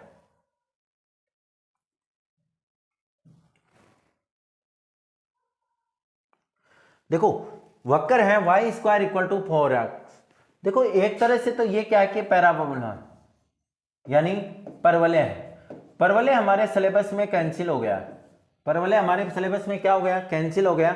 लेकिन फिर भी मैं थोड़ा बता देता हूं, वक्र के अकॉर्डिंग अगर कह रहा है तो आपके पास क्या है कि y square equal to 4x, y square equal to 4x। अब यहां पे देखो कि मैंने ये वाई एक्सिस बना दी और ये क्या बना दी मैंने एक्स एक्सिस। ये मेरे पास वाई एक्सिस है और ये मेरे पास क्या है एक्स एक्सिस। ये कह रहा है कि वाई अक्ष एक रेखा, तो यहाँ पे देखो परवलय अगर बनाते हैं, वक्र अगर बनाऊं तो वो 4x यानी जिसके ऊपर स्क्वायर लगा है उस एक्सिस को टच करेगा, टच करेगा तो ये ऐसे बनेगा, बन गया। कह रहा है कि एक रेखा है जो y इक्वल टू 3 पे है, तो ये हो गया y इक्वल टू 3। यहां पे कौन है 1 है, यहां पे कौन है 2 है और यहां पे कौन है 3 है। तो यहां पे क्या आ गया कोऑर्डिनेट 0 और 3, यानी मैं लिमिट ले सकता हूं 0 से 3। ये तो बात हो गई कंप्लीट। अब मेरे को देखो कहां पे किसकी बात कर रहा हूं मैं y की, किसकी लिमिट ले रहा हूं y की, ये ध्यान में रखना है। तो i इक्वल टू 0 3, जिसकी लिमिट रहते हो उसके रिस्पेक्ट में कर दो तो dy हो गया। यानी इसकी रिस्पेक्ट में तभी होगा जब यहाँ पे किसकी वैल्यू आ जाएगी, किस में आएगी वैल्यू, y में, तो अक्स की वैल्यू निकाल दो। अक्स इक्वल टू कितना है, वाई स्क्वायर अपॉन में 4, तो आपके पास आ गया वाई स्क्वायर अपॉन 4। तो i इक्वल टू क्या आ गया, 1/4 तो बाहर हो गया बेटा, 0 to 3 आपके पास क्या आ गया, वाई स्क्वायर dy। तो i इक्वल टू आपके पास आ जाएगा 1/4 y की क्यूब अपॉन 3 और लिमिट आ गई 0 to 3। वैल्यू पुट कर देते हैं, i इक्वल टू 1/4, 3 3 जा 9, 9 3 जा 27 अपॉन 3। 0 रखोगे तो कोई वैल्यू नहीं आएगी, तो आपके पास आ जाएगा 27/12। 3 9 जा 27 और 3 4 जा 12 है, तो आपका आंसर आ गया 9/4। यानी इसमें आंसर क्या हो गया, बी। क्या हो गया, बी। नेक्स्ट क्वेश्चन देखते हैं। नेक्स्ट में क्या कह रहा है ये, नेक्स्ट में ये कह रहा है कि आपके पास यदि p a upon b greater than p a, ये कंडीशन लिख लेता हूं मैं, p a upon b is greater than p b. इसका हमारे पास फॉर्मूला है, फॉर्मूला क्या है बेटा, पी ए intersect b upon p b, यही तो है इसका फॉर्मूला। ठीक है, ग्रेटर देन क्या है, पी बी है, सॉरी पी ए क्या है, पी ए है, क्या है बेटा, पी ए। अब यहां पे देखो आपके पास क्या आ जाएगा, p A intersect b upon p a p b, ये किसका फॉर्मूला बन गया, यह आपका बन गया। देखो आपके पास क्या था, p a upon b equal to क्या था, पी ए। ठीक है, तो आपके पास क्या हो जाएगा, बी अपॉन ए, क्या आ जाएगा,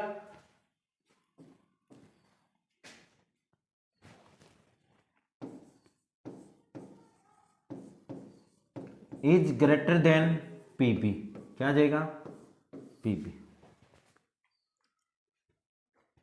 देखो इक्वल में ए था तो ए आ गया, इक्वल में बी है तो क्या आ गया, बी आ जाए, तो पी बी अपॉन ए, सॉरी ये तो वो है, आगे नेक्स्ट करते हैं। देखो थोड़ा आगे,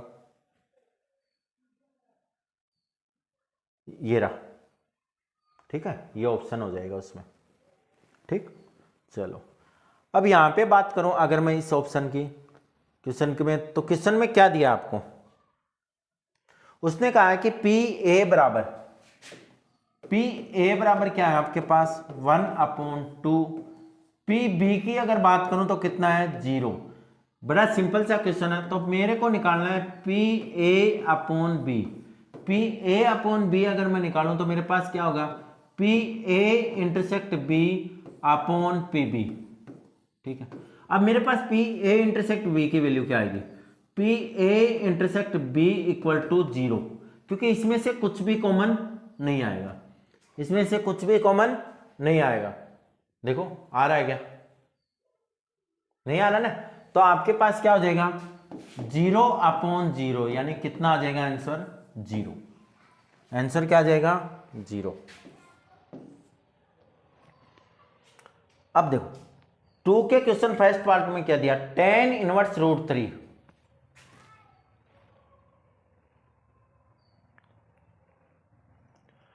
tan inverse √3 minus sec inverse minus का 2। मैंने क्या बताया था कि माइनस अगर होगा तो बाहर किस में नहीं आता, sec में, cos में और cot इनवर्स में। इसकी वैल्यू कितनी है, पाई अपॉन कितना है 3 माइनस, इसको क्या लिख सकता हूं, पाई माइनस हो गया ये। अब यहां पे देखो sec इनवर्स -2 कितने की वैल्यू होती है 60 डिग्री,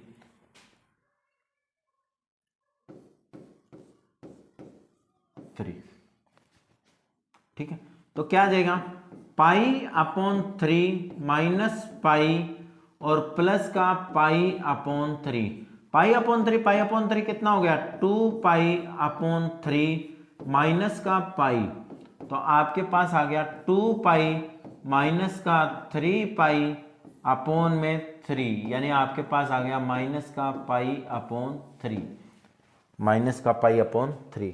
तो आंसर कितना आ जाएगा, माइनस पाई अपॉन 3। ये आ गया आपका फिलिंग द ब्लैंक्स। नेक्स्ट देखो क्या है,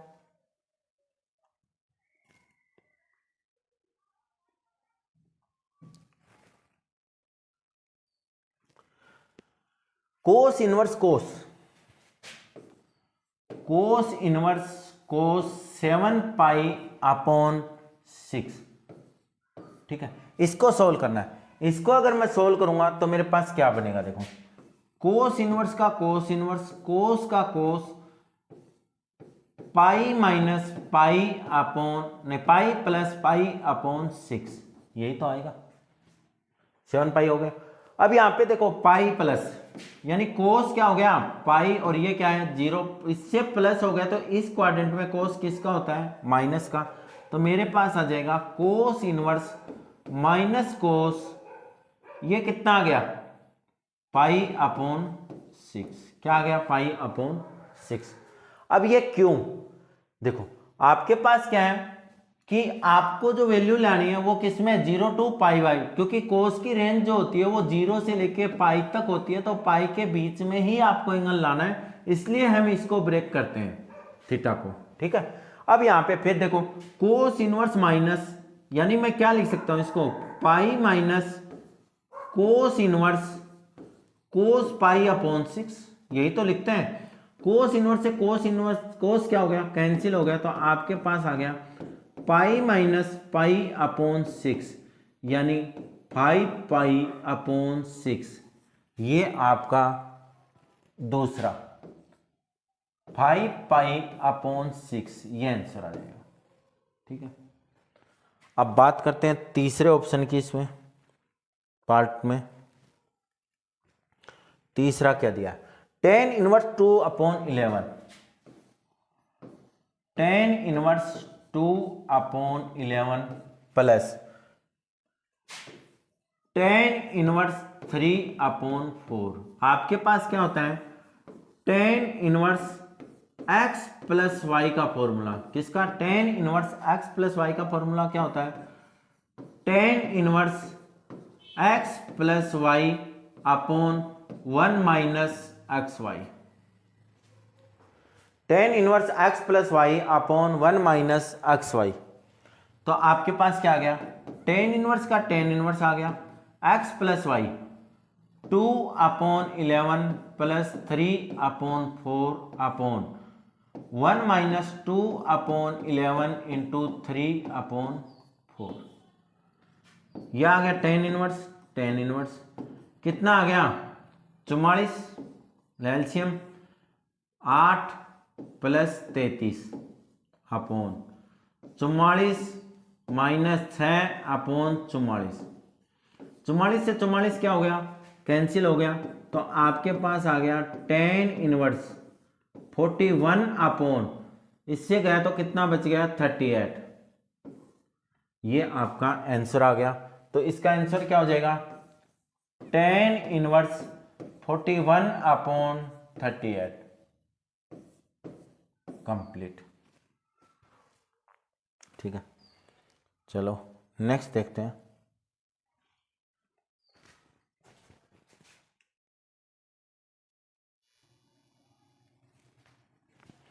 अब देखो आपके पास क्या है, नेक्स्ट क्वेश्चन है वो वेरी इंपॉर्टेंट क्वेश्चन है,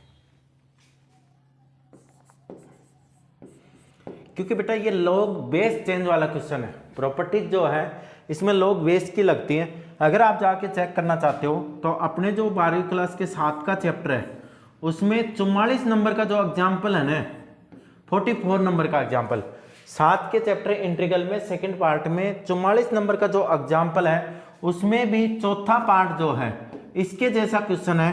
तो इसको अगर ये समझ में आपके आ जाता है तो वो क्वेश्चन भी आपको आराम से समझ में आ जाएगा। अब उसमें क्या दिया है, देखो यहाँ पे उसमें x की जगह क्या किया उसने 7 किया है, तो मैं दोनों ही बता दूंगा ये साथ में क्या है क्या नहीं है।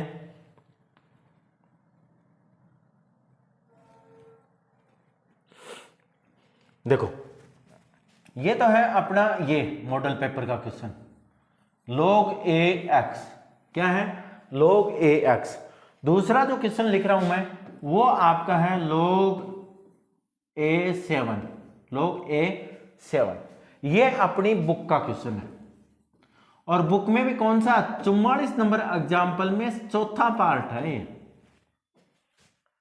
कौन सा है 44 नंबर जो आपका एग्जाम्पल है 7 के चैप्टर में, उसमें आपका चौथा पार्ट है। दोनों सॉल्व करते हैं, दोनों का शॉर्ट बताता हूं कि आपको लॉग की क्या है बेस की प्रॉपर्टी चेंज करनी आनी चाहिए। जो प्रॉपर्टी है वो याद होनी चाहिए जिससे आप इसका क्या कर सकते हो बेस चेंज कर सकते हो।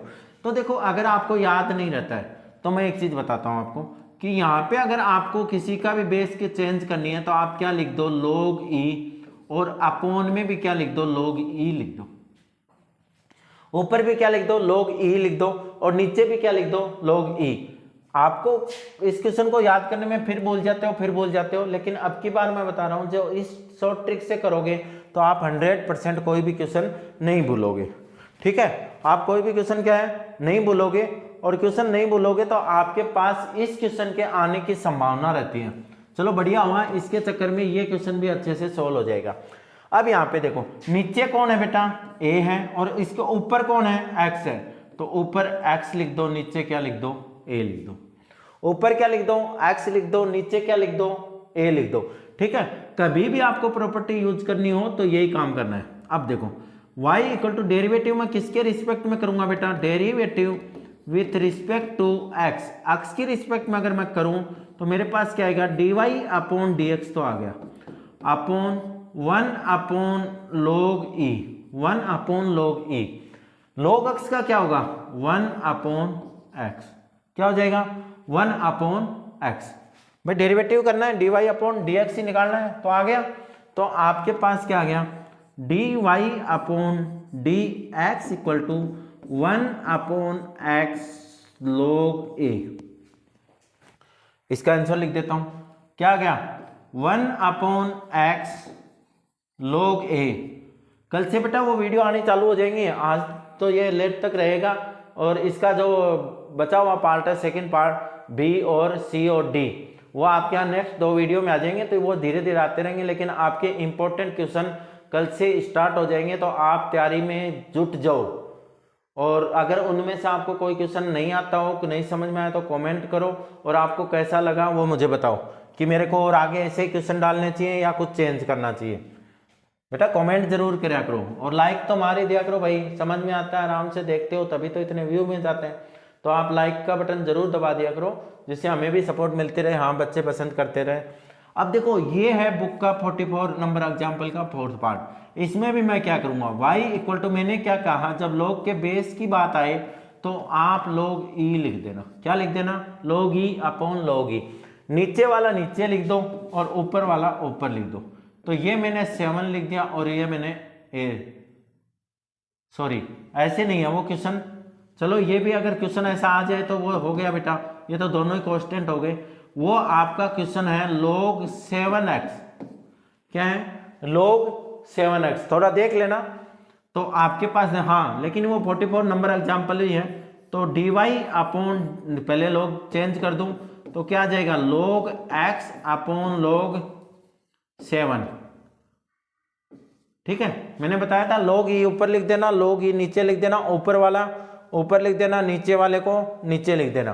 तो आपके पास क्या आ गया 1 अपॉन log 7, log x का क्या हो जाएगा 1 अपॉन x, यानी आपके पास आंसर आ गया 1 अपॉन x log 7।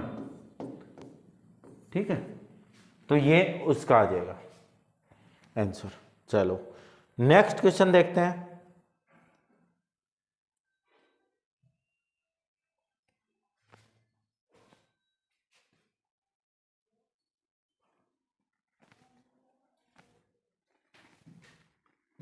इस क्वेश्चन की अगर मैं बात करूं,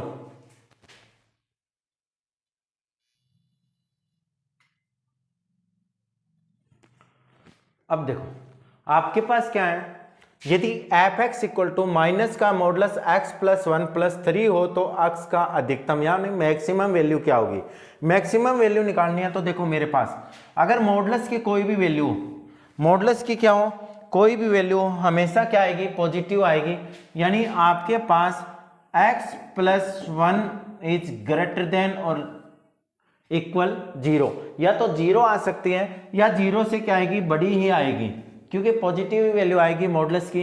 अब देखो यहाँ पे मेरे को क्या चाहिए, मेरे को वो फंक्शन बनाना है माइनस, तो माइनस से अगर मल्टीप्लाई करोगे तो मेरे पास क्या आ जाएगा, x प्लस 1। इक्वलिटी के रूल से क्या होता है कि अगर माइनस से मल्टीप्लाई करते हो तो नेक्स्ट जो साइन है वो ऑपोजिट हो जाता है, यानी ग्रेटर देन वाला लेस देन हो जाता है और लेस देन वाला ग्रेटर देन हो जाता है। तो आपके पास क्या आ गया, 0। अब मेरे को क्या चाहिए, प्लस का 3, तो दोनों तरफ प्लस 3 कर दो।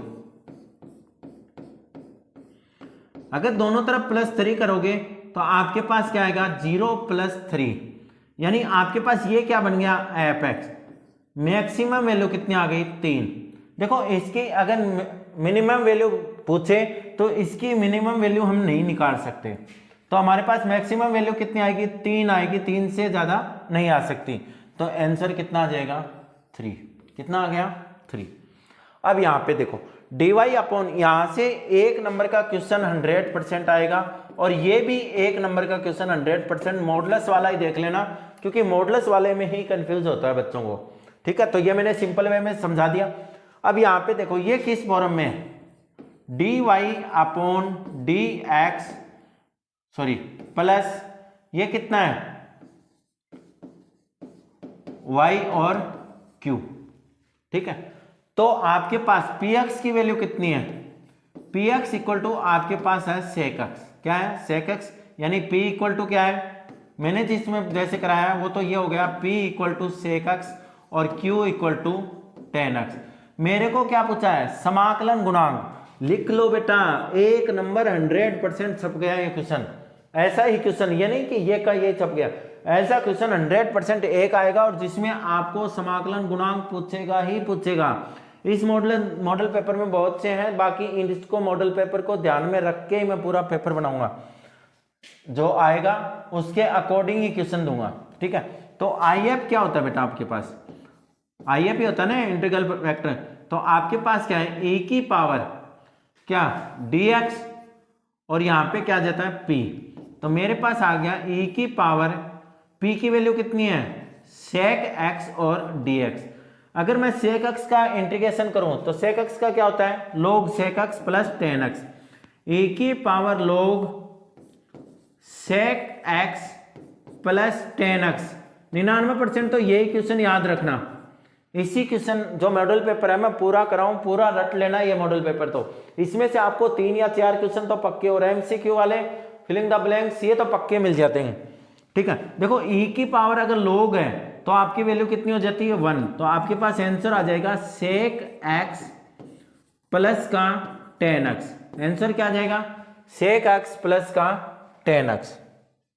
ठीक है, तो आंसर लिख देता हूं, sec x plus tan x।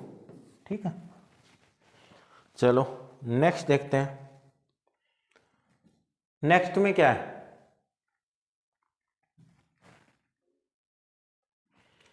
सदिश I प्लस, तो प्रोजेक्शन निकालना है। क्या निकालना है आपको, प्रोजेक्शन निकालना है। प्रोजेक्शन का क्या होता है बेटा, I प्लस जे अपॉन किसके ऊपर निकालना है। ठीक है, तो आपके पास क्या आएगा, प्रोजेक्शन जब निकालोगे तो आपके पास आ जाएगा I plus J upon modulus I minus J. तो कितना हो गया, I अप जे अपॉन इसका स्क्वायर रूट, तो कितना आ जाएगा, √2। तो आपके पास आ गया plus minus I upon √2 plus minus J upon √2। ठीक है, ये आंसर इसका आ जाएगा। अब यहां पे देखो नेक्स्ट क्या दिया है, सारणिक यानी डिटर्मिनेंट दिया है, वेरी शॉर्ट क्वेश्चन है। एक्स स्क्वायर क्या दिया है, x square minus x plus का 1, और ये आ जाएगा x minus 1 upon x plus 1 और x प्लस 1। डिटर्मिनेंट है सारणिक का बेटा, इसमें से आप इम्पोर्टेंट जो कॉमन ले सकते हो, लेकिन मैट्रिक्स अवयव में आप कॉमन नहीं ले सकते। तो इसमें अगर कॉमन लूंगा तो मेरे पास क्या आ जाएगा, x प्लस 1 कॉमन आ जाएगा। क्या आ जाएगा, अंदर क्या बच जाएगा, एक्स स्क्वायर माइनस का x प्लस का 1 x माइनस 1 अपॉन 1 और 1 मल्टीप्लाई कर दो, तो आपके पास क्या बन गया, x प्लस 1। क्या बन गया, x प्लस 1। ये क्या आ जाएगा, एक्स स्क्वायर माइनस का x प्लस का 1 माइनस का x प्लस का 1। तो आपके पास क्या हो गया, x प्लस 1 तो है ही है, ये कितना हो गया, एक्स स्क्वायर माइनस का 2x प्लस का 2, ये आ गया। x को इससे मल्टीप्लाई कर दो, क्या आ जाएगा, x की cube minus 2x square plus का 2x प्लस का x स्क्वायर माइनस का 2x प्लस का 2। तो x की क्यूब का x की क्यूब माइनस का x स्क्वायर, देखो माइनस का 2x स्क्वायर ये रहा, एक प्लस का है तो हो गया, प्लस का 2x से प्लस का माइनस का 2x क्या हो गया, कैंसिल हो गया, तो प्लस का 2। ये आंसर आ गया, सॉरी x की cube minus x square plus का 2, ये आपका कंप्लीट आंसर हो गया। नेक्स्ट देखते हैं,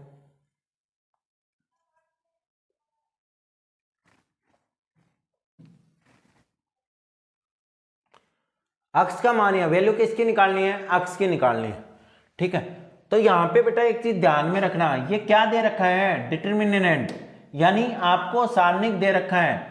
कहीं ये मत कर लेना कि x की वैल्यू निकालनी है तो यानी 2x इक्वल टू 2, वो बेटा मैट्रिक्स, किसमें, मैट्रिक्स यानी अवयव में होता है बेटा, सारणिक डिटर्मिनेंट में ये प्रॉपर्टी नहीं लगती, ठीक है। तो यहाँ पे क्या करना पड़ेगा, आपको दे रखा है 2 4 5 1, याद रखना कहीं जल्दीबाजी में गलत कर दो इसको, 2x 4 6 और x, 2 1 जा 2 माइनस का 20, ये कितना आएगा, 2x स्क्वायर माइनस का 24, 2x स्क्वायर माइनस का 24। अब ये इधर आ जाएगा तो कितना आ जाएगा, 2 प्लस 24 माइनस का 20 इक्वल टू 2x स्क्वायर। याद रखना 2 के इक्वल क्या नहीं होता, 2x नहीं होता मैट्रिक्स में, कहीं जल्दी में करे आओ। तो कितना हो गया 26, 26 में से कितने गए 20, तो कितने बचे 6 इक्वल टू 2x स्क्वायर। तो x स्क्वायर इक्वल टू कितना हो गया 6 अपॉन 2, यानी कितना आ गया 3। तो x बराबर आ जाएगा प्लस माइनस √3, कितना आ जाएगा प्लस माइनस √3, इसका आंसर हो जाएगा, ठीक। नेक्स्ट देखते हैं,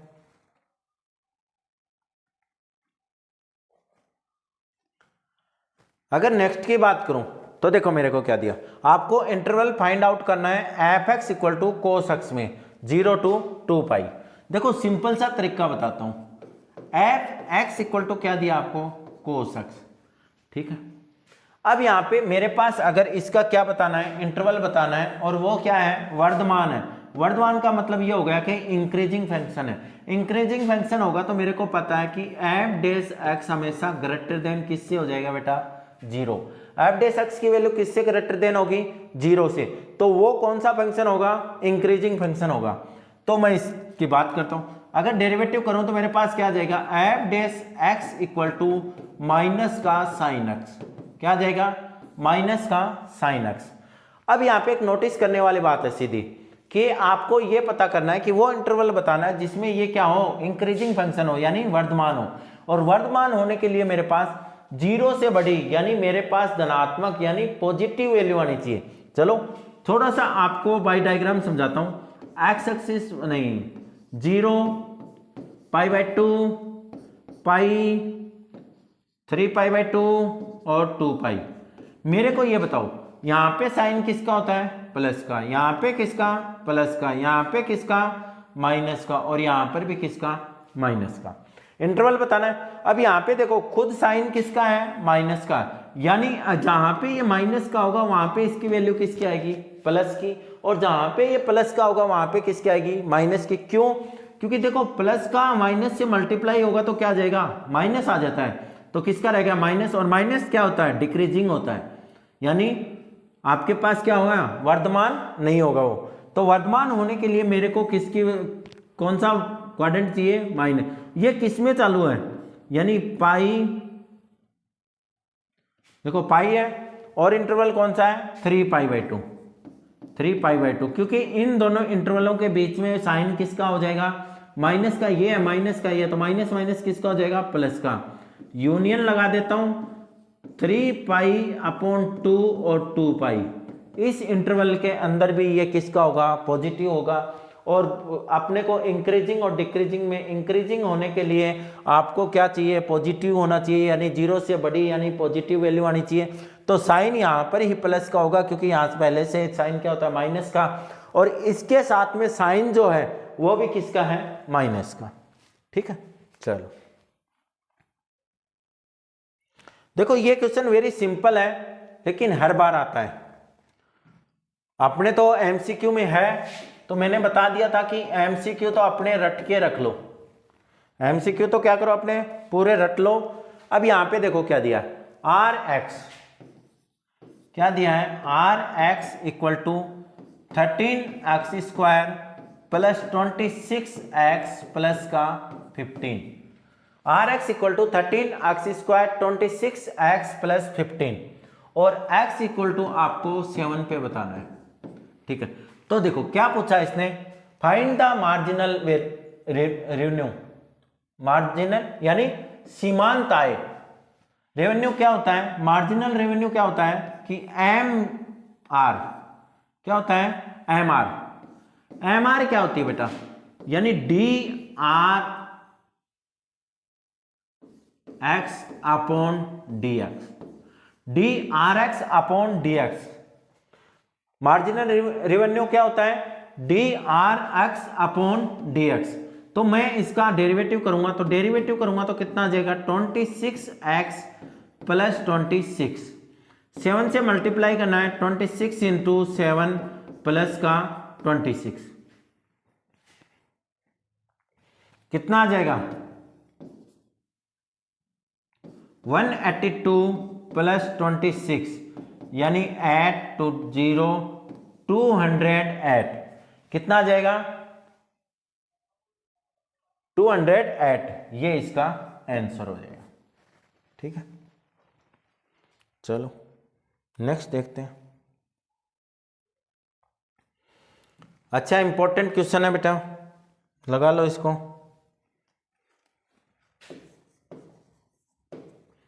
ये क्वेश्चन जो है वो इस फॉर्म में है बेटा, देखो dx upon x plus x की पावर 10, x प्लस x की पावर 10। यहां पे देखो x अगर मैं कॉमन ले लेता हूं तो मेरे पास क्या बनेगा, dx इंपॉर्टेंट है, अपने क्वेश्चन भी ऐसा, तो एक नंबर में है तो एक नंबर की तरह ही करेंगे, x इंटू x की पावर 9 प्लस का 1, ये एक पावर चली गई तो कितनी बची, 9, यहाँ पे क्या बच गया, 1।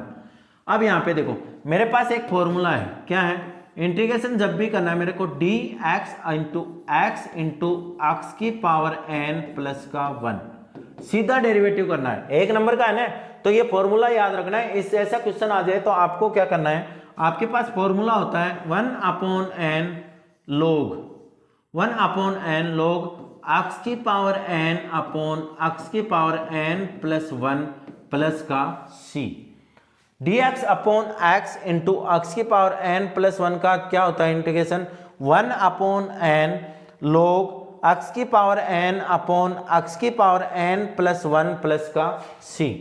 n की वैल्यू कितनी है, 9, तो 1/9 log का log बेटा x की पावर 9 अपॉन x की पावर 9 प्लस का 1 प्लस c, ये आपका कंप्लीट आंसर हो गया।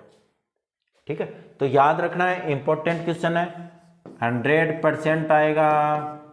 ये क्वेश्चन क्या है, 100% आने की पॉसिबिलिटी रखता है। तो यहां पे देखो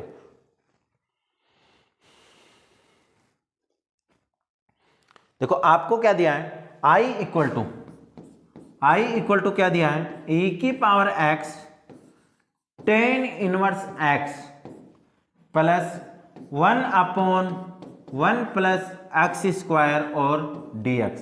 देखो मेरे पास एक इंटीग्रेशन का फॉर्मूला है e की power x f x plus f dash x dx equal to क्या होता है बेटा, e की power x f x plus का c।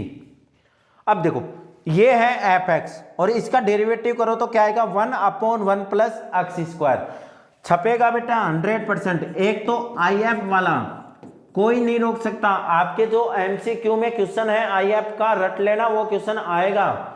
और एक आपका शायद और क्वेश्चन में है, दूसरा ये क्वेश्चन, ये फॉर्मूला आप रट लेना, इसका भी एक क्वेश्चन 100% आएगा। तो यहाँ पे इसका क्या हो जाएगा, e की power x tan inverse x plus का c, e की power x tan inverse x plus का c। ये आपका क्वेश्चन का 6th पार्ट। अब देखो यहां पे इसने क्या दिया, यहां पे ये बोल रहा है कि 4 कोटि वाले अपने एमसीक्यू है सा 4 कोटि वाले किसी अवकलन, यानी आपके पास क्या है कि arbitrary constant of general solution. General solution में आपके पास जितना ऑर्डर होता है उतना ही क्या होता है, कांस्टेंट होता है। तो आपके पास कितनी कोटि है इसकी, 4। तो आपके पास कांस्टेंट भी कितना होगा, 4। कांस्टेंट भी कितना होगा, 4 होगा। कितनी कोटि है, 4, तो कांस्टेंट भी कितना हो जाएगा, 4। ये किसकी बात कर रहा है बेटा, जनरल सॉल्यूशन।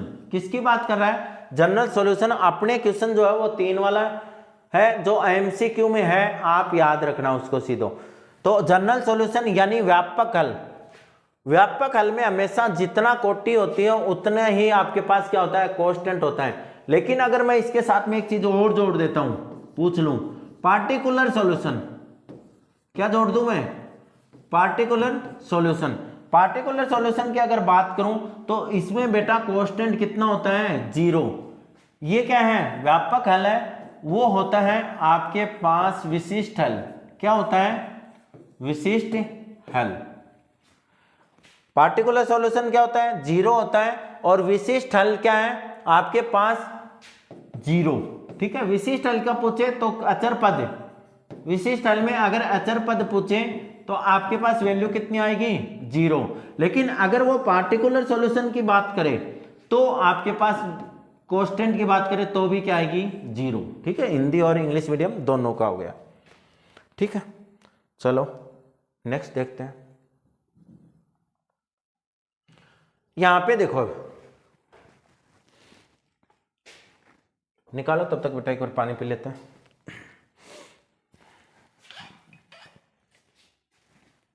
ये सॉल्यूशन, क्वेश्चन का सॉल्यूशन करो फटाफट, कोई बड़ा क्वेश्चन नहीं है।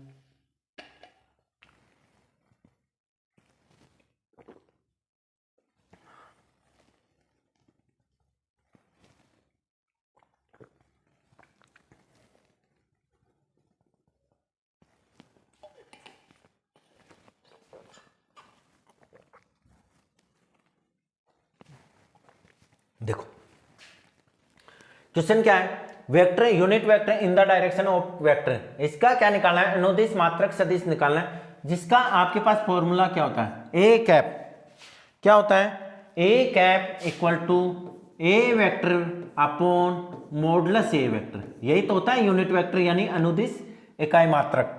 तो आपके पास क्या है, देखो ए कैप का ए कैप, इसका कितना आ जाएगा, 2i प्लस 3j प्लस का k अपॉन रूट 2 का स्क्वायर प्लस 3 का स्क्वायर प्लस 1 का स्क्वायर। तो आपके पास क्या आ जाएगा, 2i कैप, 2 2 4, 9 4 13 और 1 14। तो रूट क्या आ गया, 14 प्लस 3j। ऐसे लिखना है बेटा इसको आंसर में, एक साथ नहीं छोड़ना है, अलग अलग वेक्टर देके आंसर देना है। Root 14 plus k cap upon root 14, ये आपका कंप्लीट आंसर है। ठीक है, चलो नेक्स्ट देखो क्या ये कह रहा है कि x तथा y के मान याद कीजिए ताकि सदिश 2i प्लस 3j और xi प्लस yj इक्वल हो। इक्वल होंगे तो इनके वेक्टर की वैल्यू भी क्या होगी, इक्वल होगी। यानी x equal to 2i cap के i कैप और j कैप के j cap, y equal to 3। क्या कहा है इसने, x तथा y के मान ताकि सदिश ये है, ठीक है। तो आपके पास हो गया। अब नेक्स्ट क्वेश्चन देखो, दो सदिश यानी दो वेक्टर दे रखे हैं, a vector and b vector, परिणाम कितना है 1 एंड 2। देखो a वेक्टर कैप की वैल्यू कितनी है, वेक्टर की 1, b वेक्टर मॉडुलस की वैल्यू कितनी है 2, और a vector dot b vector की वैल्यू कितनी है 1, ठीक है। तो हमारे पास फॉर्मूला क्या होता है, a vector dot b vector equal to a modulus b vector का मॉडुलस और कोस थीटा, क्योंकि ये यहाँ पे कौन है, स्केलर यानी अदिश है। क्या है ये, अदिश राशि है, स्केलर है। अगर आपके पास क्या होता है, a क्रॉस b होता यानी वेक्टर क्रॉस होता, तो यहाँ पे क्या लिख देते हैं साइन थीटा। वैल्यू पुट कर दो, इसकी कितनी है 1 है, इसकी कितनी है 1 है, इसकी कितनी है 2 है, कोस थीटा मेरे को निकालना है। तो कोस थीटा इक्वल टू 1/2, तो थीटा इक्वल टू कितना आ गया 1/2, कितने डिग्री पे वैल्यू है इसकी 1/2 60 डिग्री पे। रेडियन या तो आप इसको 60 डिग्री लिख सकते हो, अगर रेडियन में लिखते हो तो π/3 आंसर आ जाएगा। क्या जाएगा π/3। आज आपका सेक्शन ए कंप्लीट हो गया। अब आपका बच गया सेक्शन बी। सेक्शन बी एक वीडियो में कंप्लीट हो जाएगा और सेक्शन डी एक नेक्स्ट वीडियो में कंप्लीट हो जाएगा, और उससे पहले आपके पास इंपॉर्टेंट क्वेश्चन स्टार्ट हो जाएंगे, ठीक है। ये 1-2 दिन बाद में आगे पीछे भी हो सकता है, लेकिन वो आपके रेगुलर आएंगे, मैथ के 10th क्लास का भी और 12th क्लास का भी। अगर कोई भी आपका भाई और बहन हो तो उसको बताओ कि आपके पास रोज इंपॉर्टेंट क्वेश्चन आएंगे, आपको रिवीजन में बड़ी हेल्प मिलेगी। बाकी अगर कोई क्वेश्चन अदर क्वेश्चन हो किसी भी चैप्टर का, किसी भी एक्सरसाइज में, तो आप वो मेरे को कमेंट बॉक्स में भेज दो, मैं उसका सॉल्यूशन कर दूंगा। Okay, thank you.